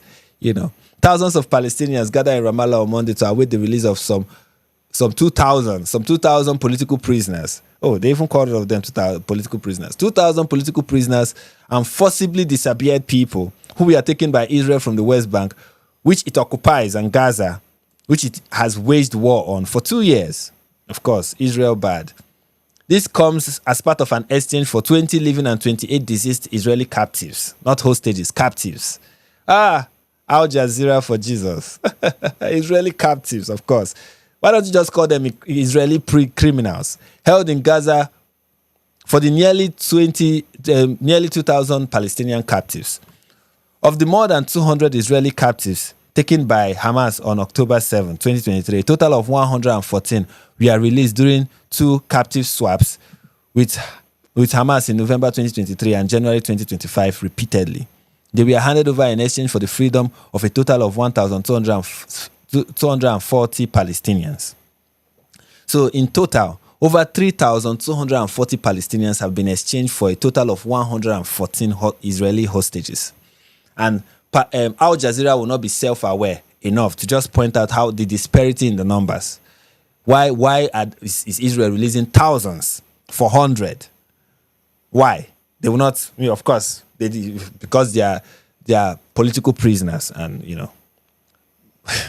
anyways, they were handed over in exchange for the freedom of okay. Despite the brief euphoria, Israel violated ceasefire. Of course, Israel violated ceasefire that coincided with those captives released, arresting Palestinians across Gaza and the occupied territory wholesale, usually without charge. Here's all you need to know about the Palestinians expected to be released as part of the ceasefire deal, as well as those who were not included in the deal and who will stay in captivity. Of course, in prison, you mean. Who is being released? A total of 250 Palestinian political prisoners who are either serving life sentence or long sentences are being released from Israeli jails. You know what it means to be a political prisoner for Al Jazeera? Okay, if you carry a bomb and you want to, kill Jews on a bus and you are arrested, you are a political prisoner. So when you think about people like the guy, Jihad al-Shami, the guy who attacked the synagogue in Manchester, if he was still alive and he's being held in prison in the UK, that guy will qualify as a political prisoner, because what he did was, he's not being arrested for killing people, okay? He's been arrested for his political views and to silence his political movement. That is why it's the same thing with, like, if an ISIS soldier is arrested You understand? And held, whether by the US or by whoever is holding them or arresting them and detaining them. That ISIS fighter is a political prisoner, because the reason why he's been arrested is not because of the number of people he has killed, raped, burnt alive, or do, unthinkable things to. No, it is because of his political views, his political beliefs. The same thing with Boko Haram. The thousands of Boko Haram fighters that have been arrested by the Nigerian police force, the Nigerian army, and being detained. That is why Nigeria recognized this very basic Islamic principle. And that is why they have this rehabilitation program for Boko Haram terrorists, because to detain those people is to detain political prisoners. Okay, you don't want to do that. To have political prisoners is against international law, of course, and it's like persecution of people for their political views. Okay, that is why you have to release Islamic terrorists, essentially, because they are political prisoners. According to Al Jazeera. And there are many reasons why these political criminals engage in crimes. No, not political criminals, political prisoners. Okay, there are many reasons why they engage in various acts of various criminal activities. Of course, some of it is just climate change. Some of it is just peaceful resistance, or not so peaceful resistance, just mildly violent.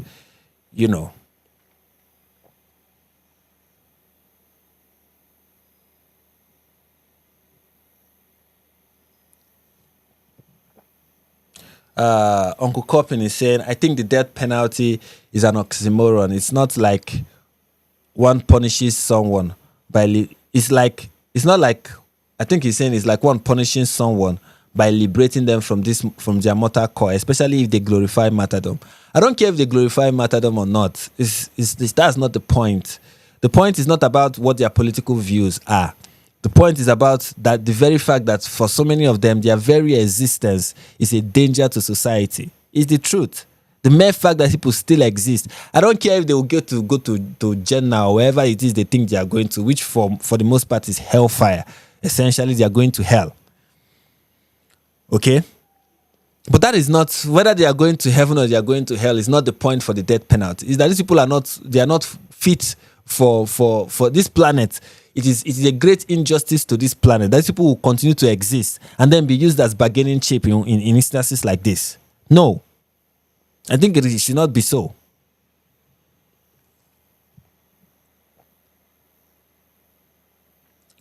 But anyway, moving on to the political prisoners. 65 are from Hamas and the rest are from smaller political factions. And by political factions, they mean other. In fact, Hamas is a political organization, of course, not a terrorist group.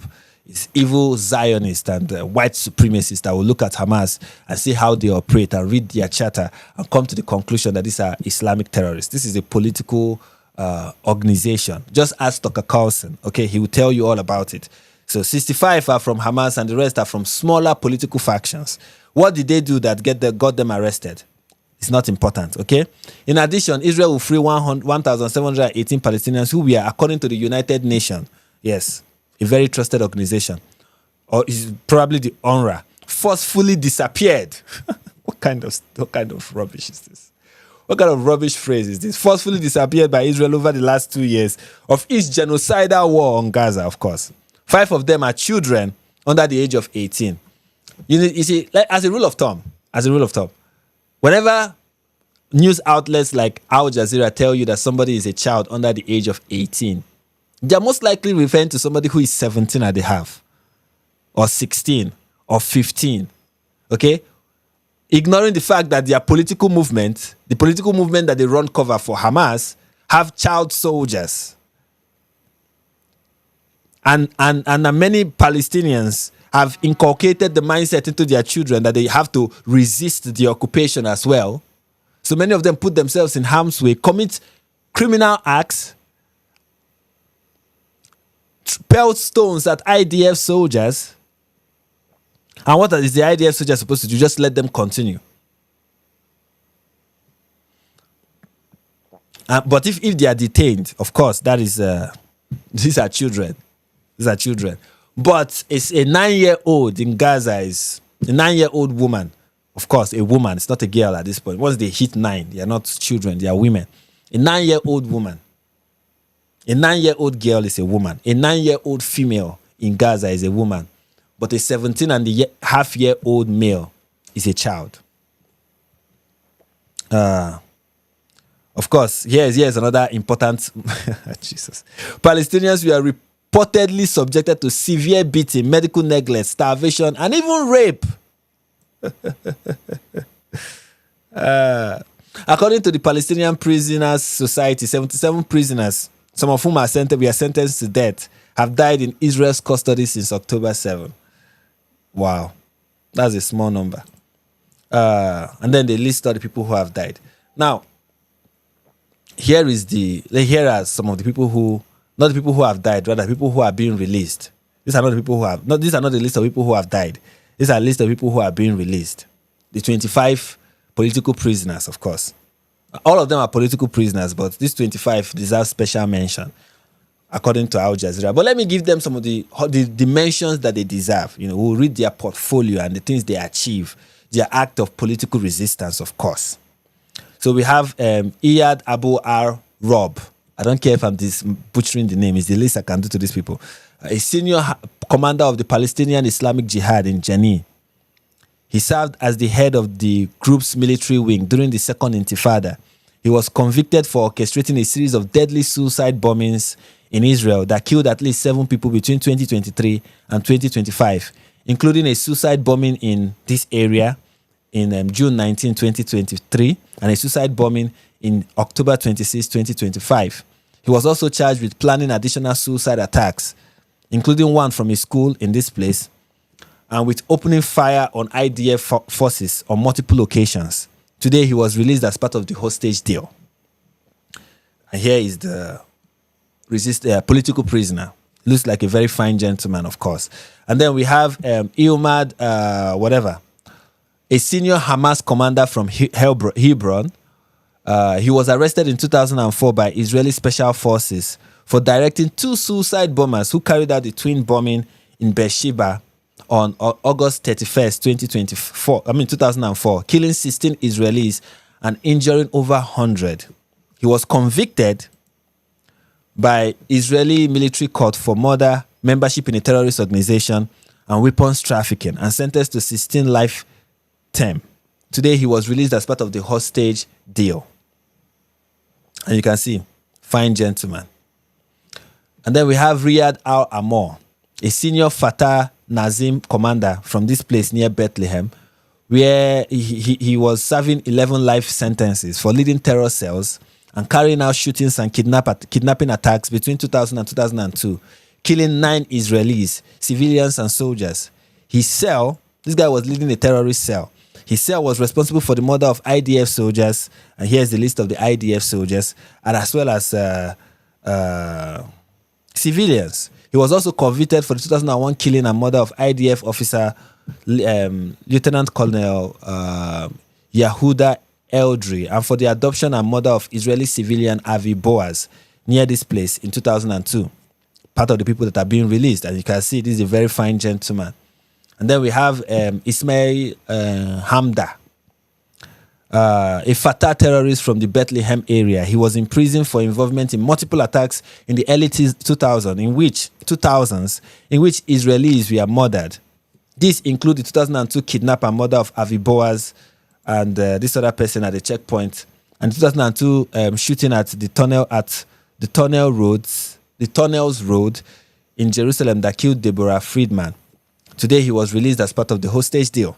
Very fine gentleman, as you can see. Bakar Bada, a Hamas terrorist from this place, this region, imprisoned for his role in a Hamas terror cell that carried out deadly attacks during the Second Intifada, including 1, a 2003 suicide bombing near this armed base that killed 9 Israelis, a 2004 bus stop bombing in Tel Aviv that killed 1 Israeli, and today, he's being released, of course.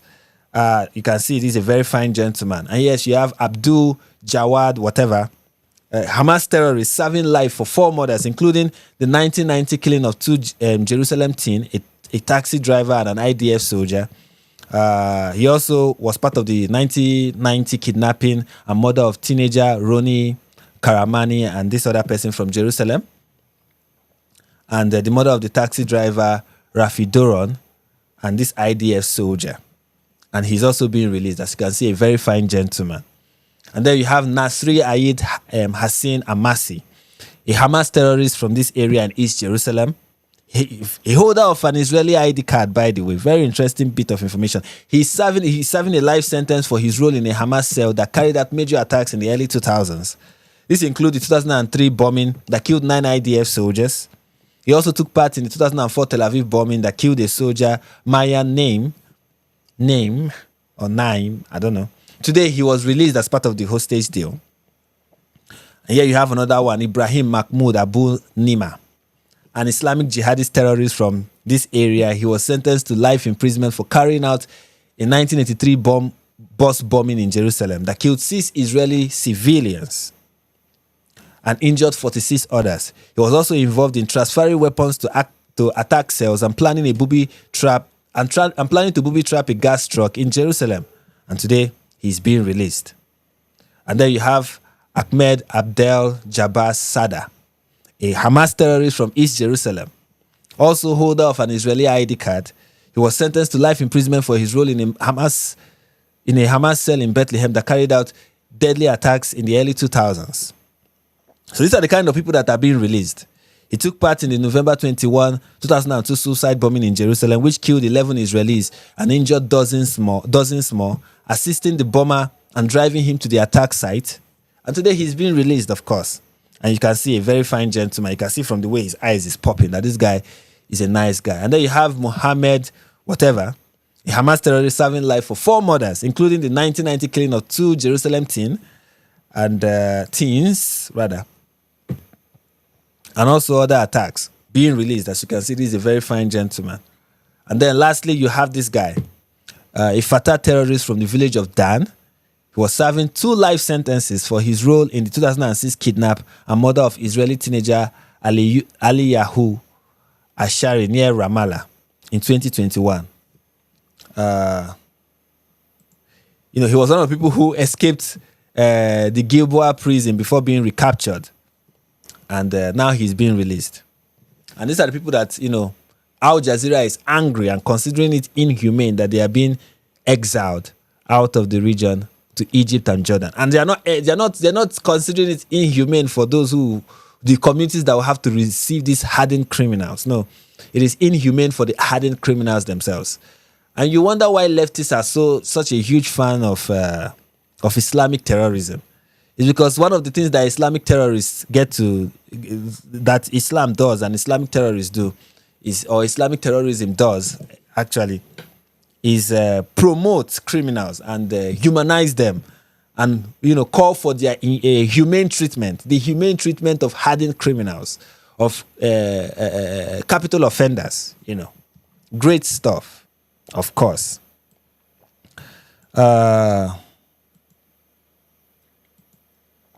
And there is more. Here is more to this, just to add a few to the list.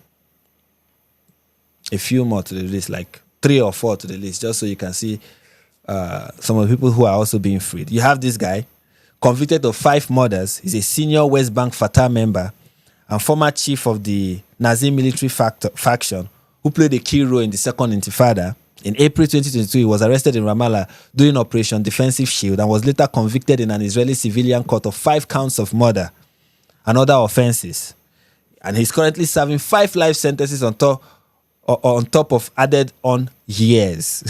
I mean, between April and May 2017, while leading a large prison hunger strike, the Israeli prison service released footage that it said showed this person secretly eating in his cell. A clip his supporters said was fabricated. Of course. And this guy remained one of the most popular Palestinian politicians, according to multiple surveys.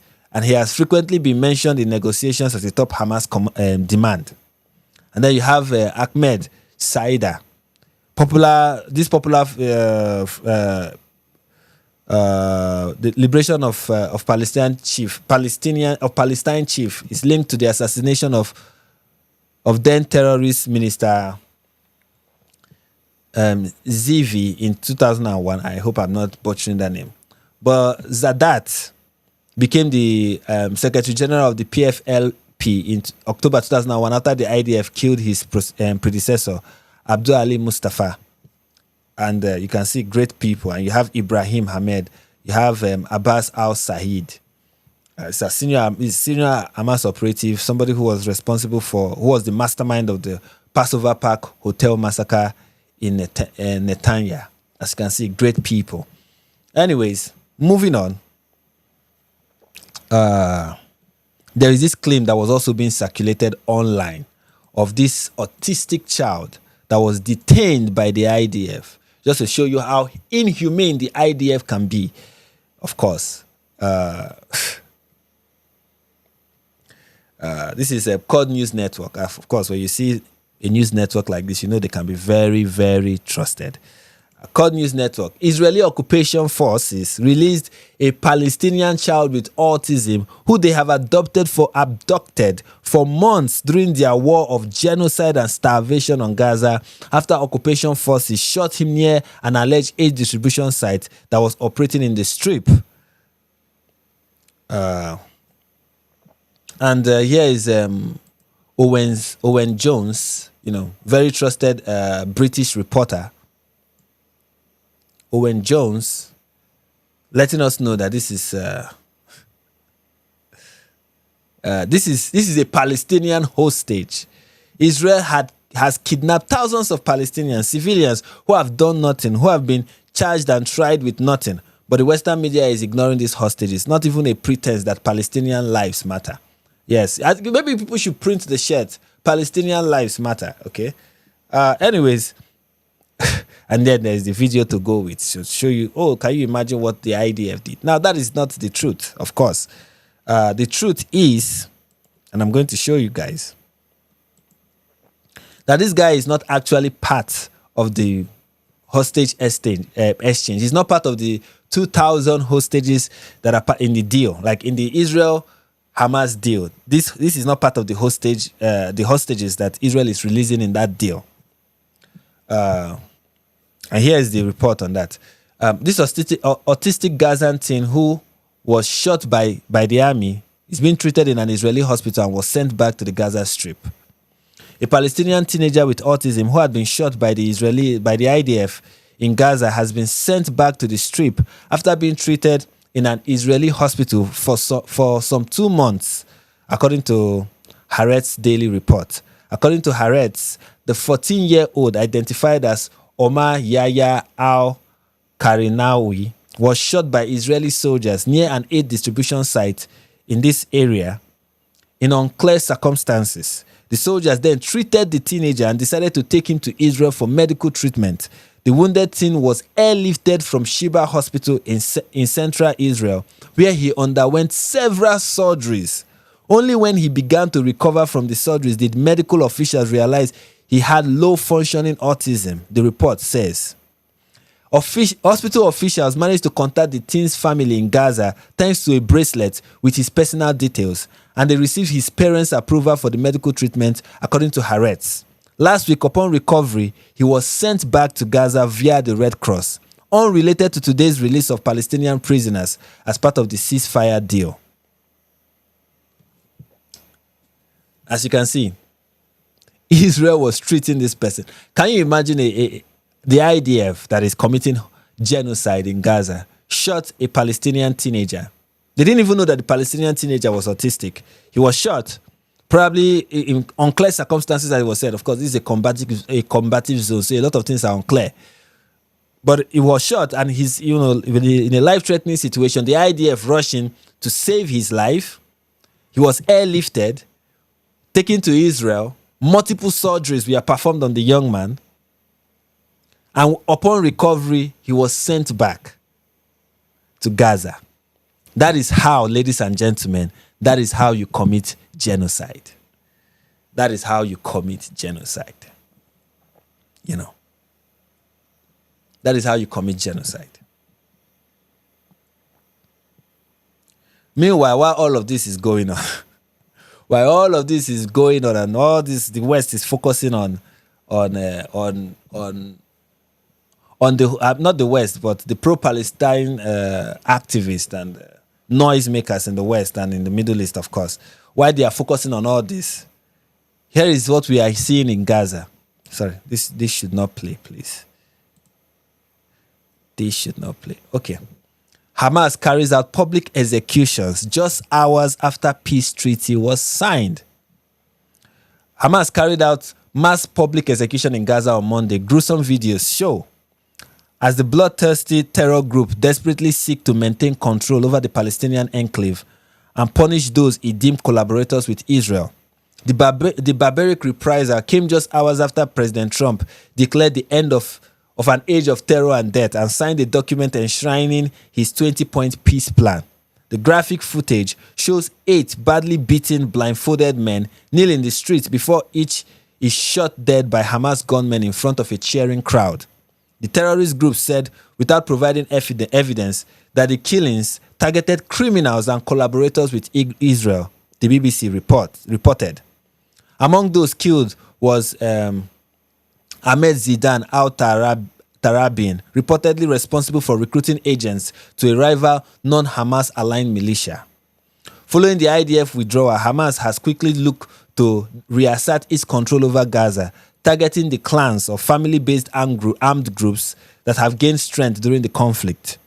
The Palestinian terror group began its deadly reprisal before the peace deal was even signed. On Sunday, which is 3 days ago, 52 members of the powerful Dagmosh clan were killed in clashes with Hamas internal security forces, while 12 Hamas terrorists, including the son of senior official Bassem Naim, also died, according to reports in Gaza. Hamas militants reportedly used ambulances to storm the neighborhood of the clan, whom they accuse of collaborating with Israel. Imagine that. Hamas came into the area where the clan was living with an ambulance truck. That's what they were. That's what they were fighting in. That was their means of transportation, an ambulance truck. It is a massacre. They are dragging people away. Children are screaming and dying. They are burning our houses. What did we do wrong? One clan member's daughter told Ynet News.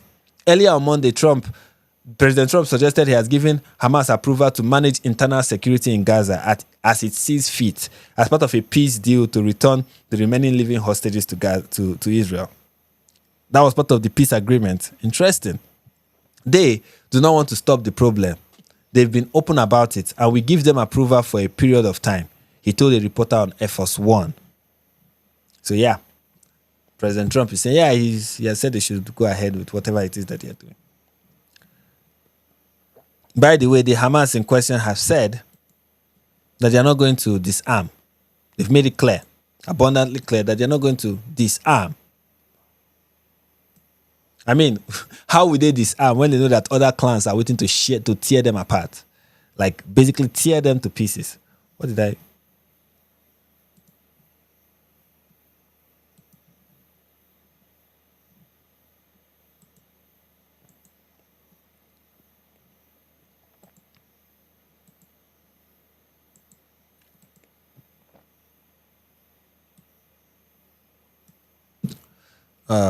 This is from Times of Israel. Hamas is not willing to disarm, and it was clear from the start. That's what they're saying. The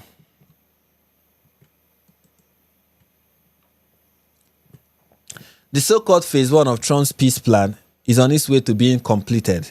The 20 living hostages who remain in Hamas' hands have finally been released, and hopefully the bodies of the 28 deceased will soon be returned to Israel for proper burial. In the meantime, Israel released 196 terrorists who were being held in the prisons of this place and this place, belonging not only to Hamas but also to Fatah, the Palestinian Islamic Jihad, and the Popular Front for the Liberation of Palestine. These terrorists will most likely take up arms again and kill more Israelis, just like in previous agreements with numbers disproportionately favorable to terrorists, such as the 2011 deal, that led to the release of over 1,000 in exchange for one soldier. Among the released prisoners was Yahya Sinwar, the mastermind behind the attack of October 7, 2023.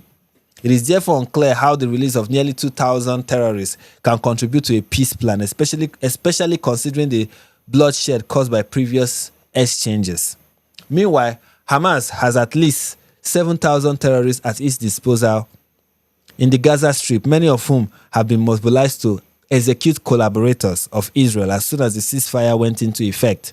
A move that certainly doesn't reflect the attitude of someone intending to give up power. However, there is another aspect with extremely vague connotation on which it is essential to focus: the alleged disarmament of Hamas. US President Donald Trump stated that the issue of Hamas surrendering its weapon will be addressed in the second phase of the peace plan.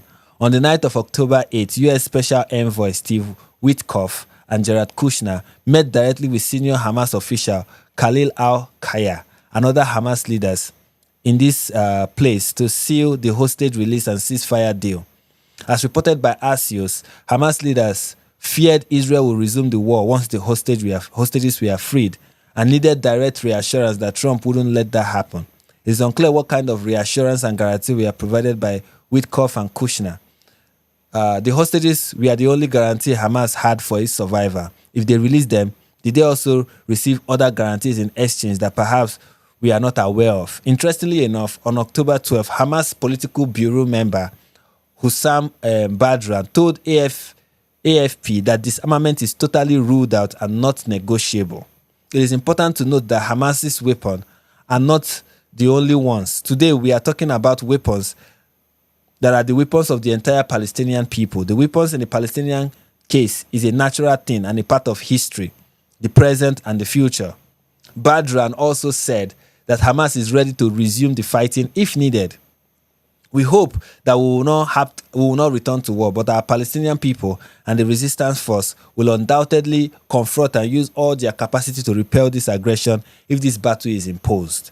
If Hamas is saying that it will not give up its weapon and it is ready to resume war, it means that the terrorist organization is not planning to leave power anytime soon, and is most likely just trying to take time and find its way through the turmoil once again. The objective, maintaining power and fighting against Israel. Moreover, to whom should Hamas hand over its weapons? Who will be running the international coalition for disarmament?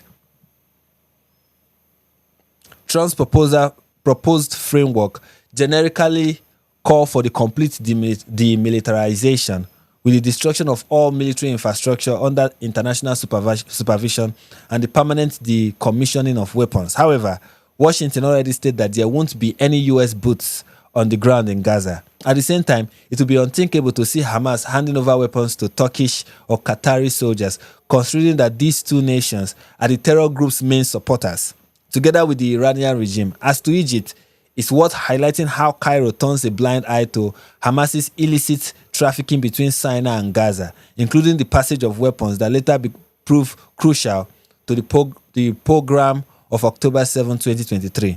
Israel will not fully withdraw until Gaza lay down its weapons, or at least that's what we should all hope for. Otherwise, it will turn into a capitulation. On the other hand, Hamas will not lay down its weapon until Israel fully withdraws. This potential situation has only one outcome: more war. Furthermore, anyone who knows Hamas is well aware that its goal is the destruction of Israel, and it will never give up fighting because the foundation of its creed is suicidal fanaticism. Hamas leaders said they will repeat an October 7 style massacre, and they mean it. Hamas is not a political actor. It is a terrorist organization, and as such, it should have been dealt with. As to Qatar, it should have never been allowed to take the role of mediator, since it acted as Hamas' diplomatic arm. The next stage of the peace plan will bring everyone back to the hard reality. And that is what everyone has been talking about, and that is the reality on ground. That the second phase is where reality is going to dawn on everyone. That Hamas is not giving up their arms. It is not happening. They are going to keep holding on to it. And there is no way. I don't understand what Trump's plan is. You know what? I want to be hopeful. I don't want to be one of those people who are like, yes, it's going to lead to World War II, and then World War II did not happen. I want to be hopeful. I don't know what the plan is. I don't know how this will be implemented. But let's all be hopeful that Hamas will have a change. The leaders and those in the militia will have a change of heart and suddenly be willing to lay down their arms. Maybe this is the unthinkable moment, like it was for Egypt after the 6-day war, or whatever war it is, or whatever peace agreement they had during that period. Maybe this is that moment where suddenly the Palestinians will be like, okay, you know what, we don't want to engage in war and we want peace. But I doubt that. I highly doubt that. Anyways, moving on. Moving on. Let's see. In response to all of this, people have been bringing that to the attention of Donald Trump, and this is what he had to say. This is what the mighty John had to, the mighty Trump had to say about it.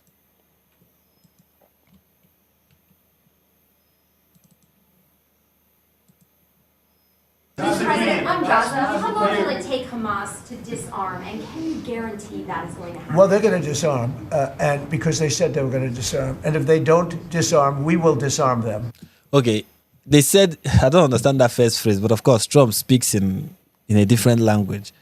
Now he's saying they are going to disarm because they say they are going to disarm. I don't know. I don't understand why. Maybe there's something Trump knows that I don't know, But maybe there's something he knows, but I don't know what it is that guarantees that Hamas is going to disarm. I think the next phase of this peace plan is the painful reality that most of this talk about peace have been based on a very big illusion, a very big dream. Everybody is going to wake up during the second phase of this peace plan to smell the roses, to realize that it is not over. Either the war continues or Israel capitulates, and that is... well, we'll see how it plays out.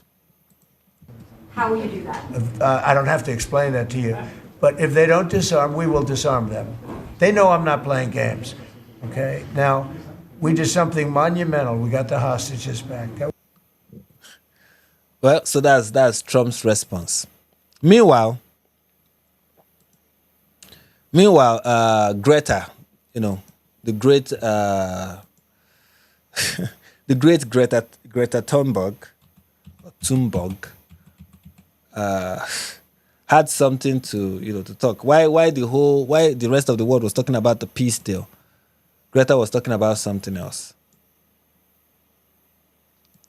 And this is what she was talking about. Greta posted this. This is the image of Mr. Fafo or Favo or Fafo. I don't know. I used to call him Fafo. Fafo, like Fafo the mouse.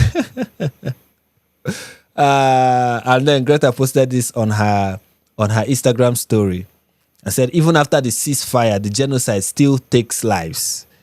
Of course, she's not going to mention who killed him. Who killed this person? Greta is just, anyway, it's just that when it has to do with Palestine, people don't care about facts. Facts doesn't matter. This is the fact. This is the reality. He was killed by a militia opposed to Hamas in Gaza. Those are people responsible for his death. It wasn't Israel. It wasn't the IDF. Okay? It was Palestine. The IDF did not kill Mr. Fafo, or Mr. Fafo, like I like to call him. The IDF did not kill him. What killed him was Palestine.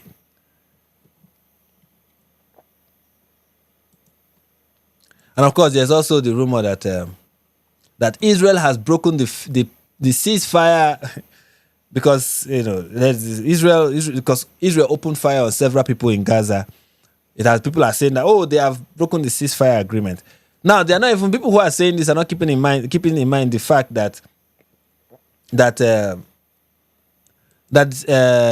part of the phase 1 of the peace agreement is Hamas releasing the 28 dead bodies of hostages. Thus far, all they've released is 6. They released 2 on Monday, and I think they released 4 today. So 6 bodies out of 28 bodies. Remaining 22 bodies are yet to be released. That has not happened yet. Who does it seem like is breaking the ceasefire agreement? It's safe to say that it is Hamas, but what do I know? Like the headline say, Hamas hands over hostage bodies after Israel threatens aid cut. But if you read down, you realize that what has been handed over is just 4 dead bodies. 4 dead bodies is what has been handed over. 4. And 2 was handed over on Monday. 6 in total. What about the remaining 22? But of course, here is this news headline of the shooting, and what has made many people online say, "Oh, you see, Israel is breaking their ceasefire agreement," but it is not. The Israeli military said on Tuesday opened fire on what is described as several suspects approaching troop position in northern Gaza, as local authorities reported 6 people killed. The gunfire came a day after President Trump carried out a whirlwind trip to the region. Israel said in a post on the social media platform X that several suspects were spotted crossing a boundary established by the ceasefire and approaching Israeli troops in northern Gaza, which the military called a clear violation of the agreement. After multiple attempts to distance them, the suspects refused to comply, prompting troops to open fire to remove the threat. Report of terrorists infiltrating an IDF position are incorrect. The Israeli Defense Force said in the statement, the IDF urges Gazan civilians to follow instructions and keep their distance from IDF troops. It's a very simple thing. Just obey the rules. Keep your distance. You know, as a Nigerian, one thing we've learned in this part of the country is that if somebody who is lawfully carrying arms and is either a police officer or an army officer and is telling you sit down, you sit down. They tell you stand up, you stand up. You just... Anyways, but of course, what is more important? Being alive and taking care of your family, or dying as a shaheed and then giving Israel a bad name? When you consider both, you can see why it is more lucrative or more reasonable for the average Palestinian to consider, dying as a shaheed just so that they can embarrass Israel internationally and tarnish their reputation. That is more profitable, of course. Now, let me, by way of closing, let's look at this video. This is from the last video we are going to look at. This is from Gaza. And for me, this is one clip from Gaza that I consider heartwarming.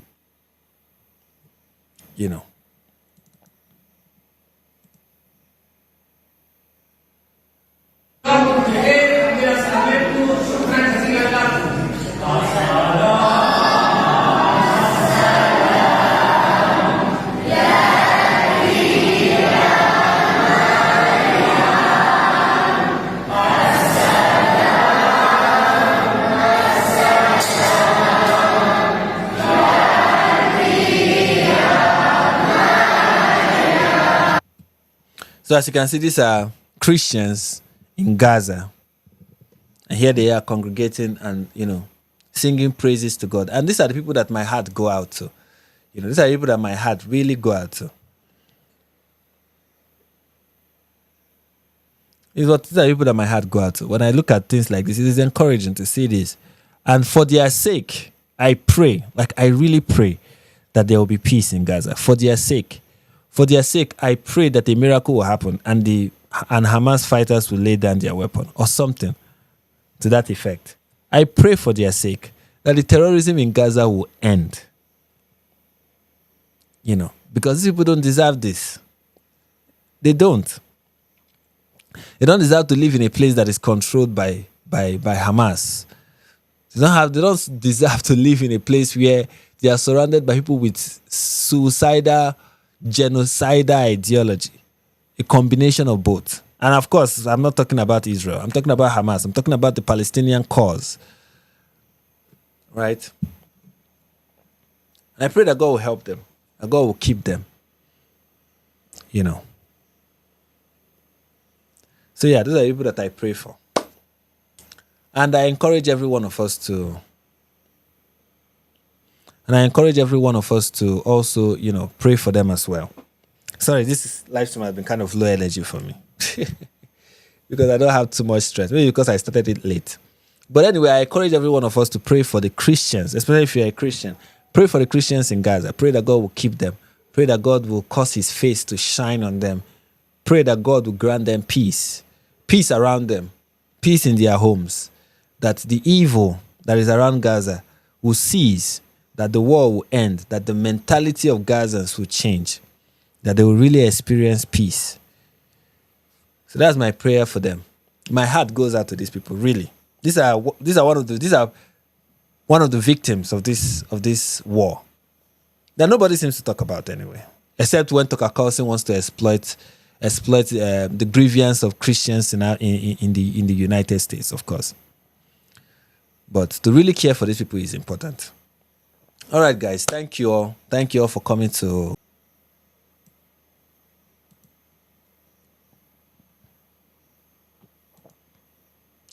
And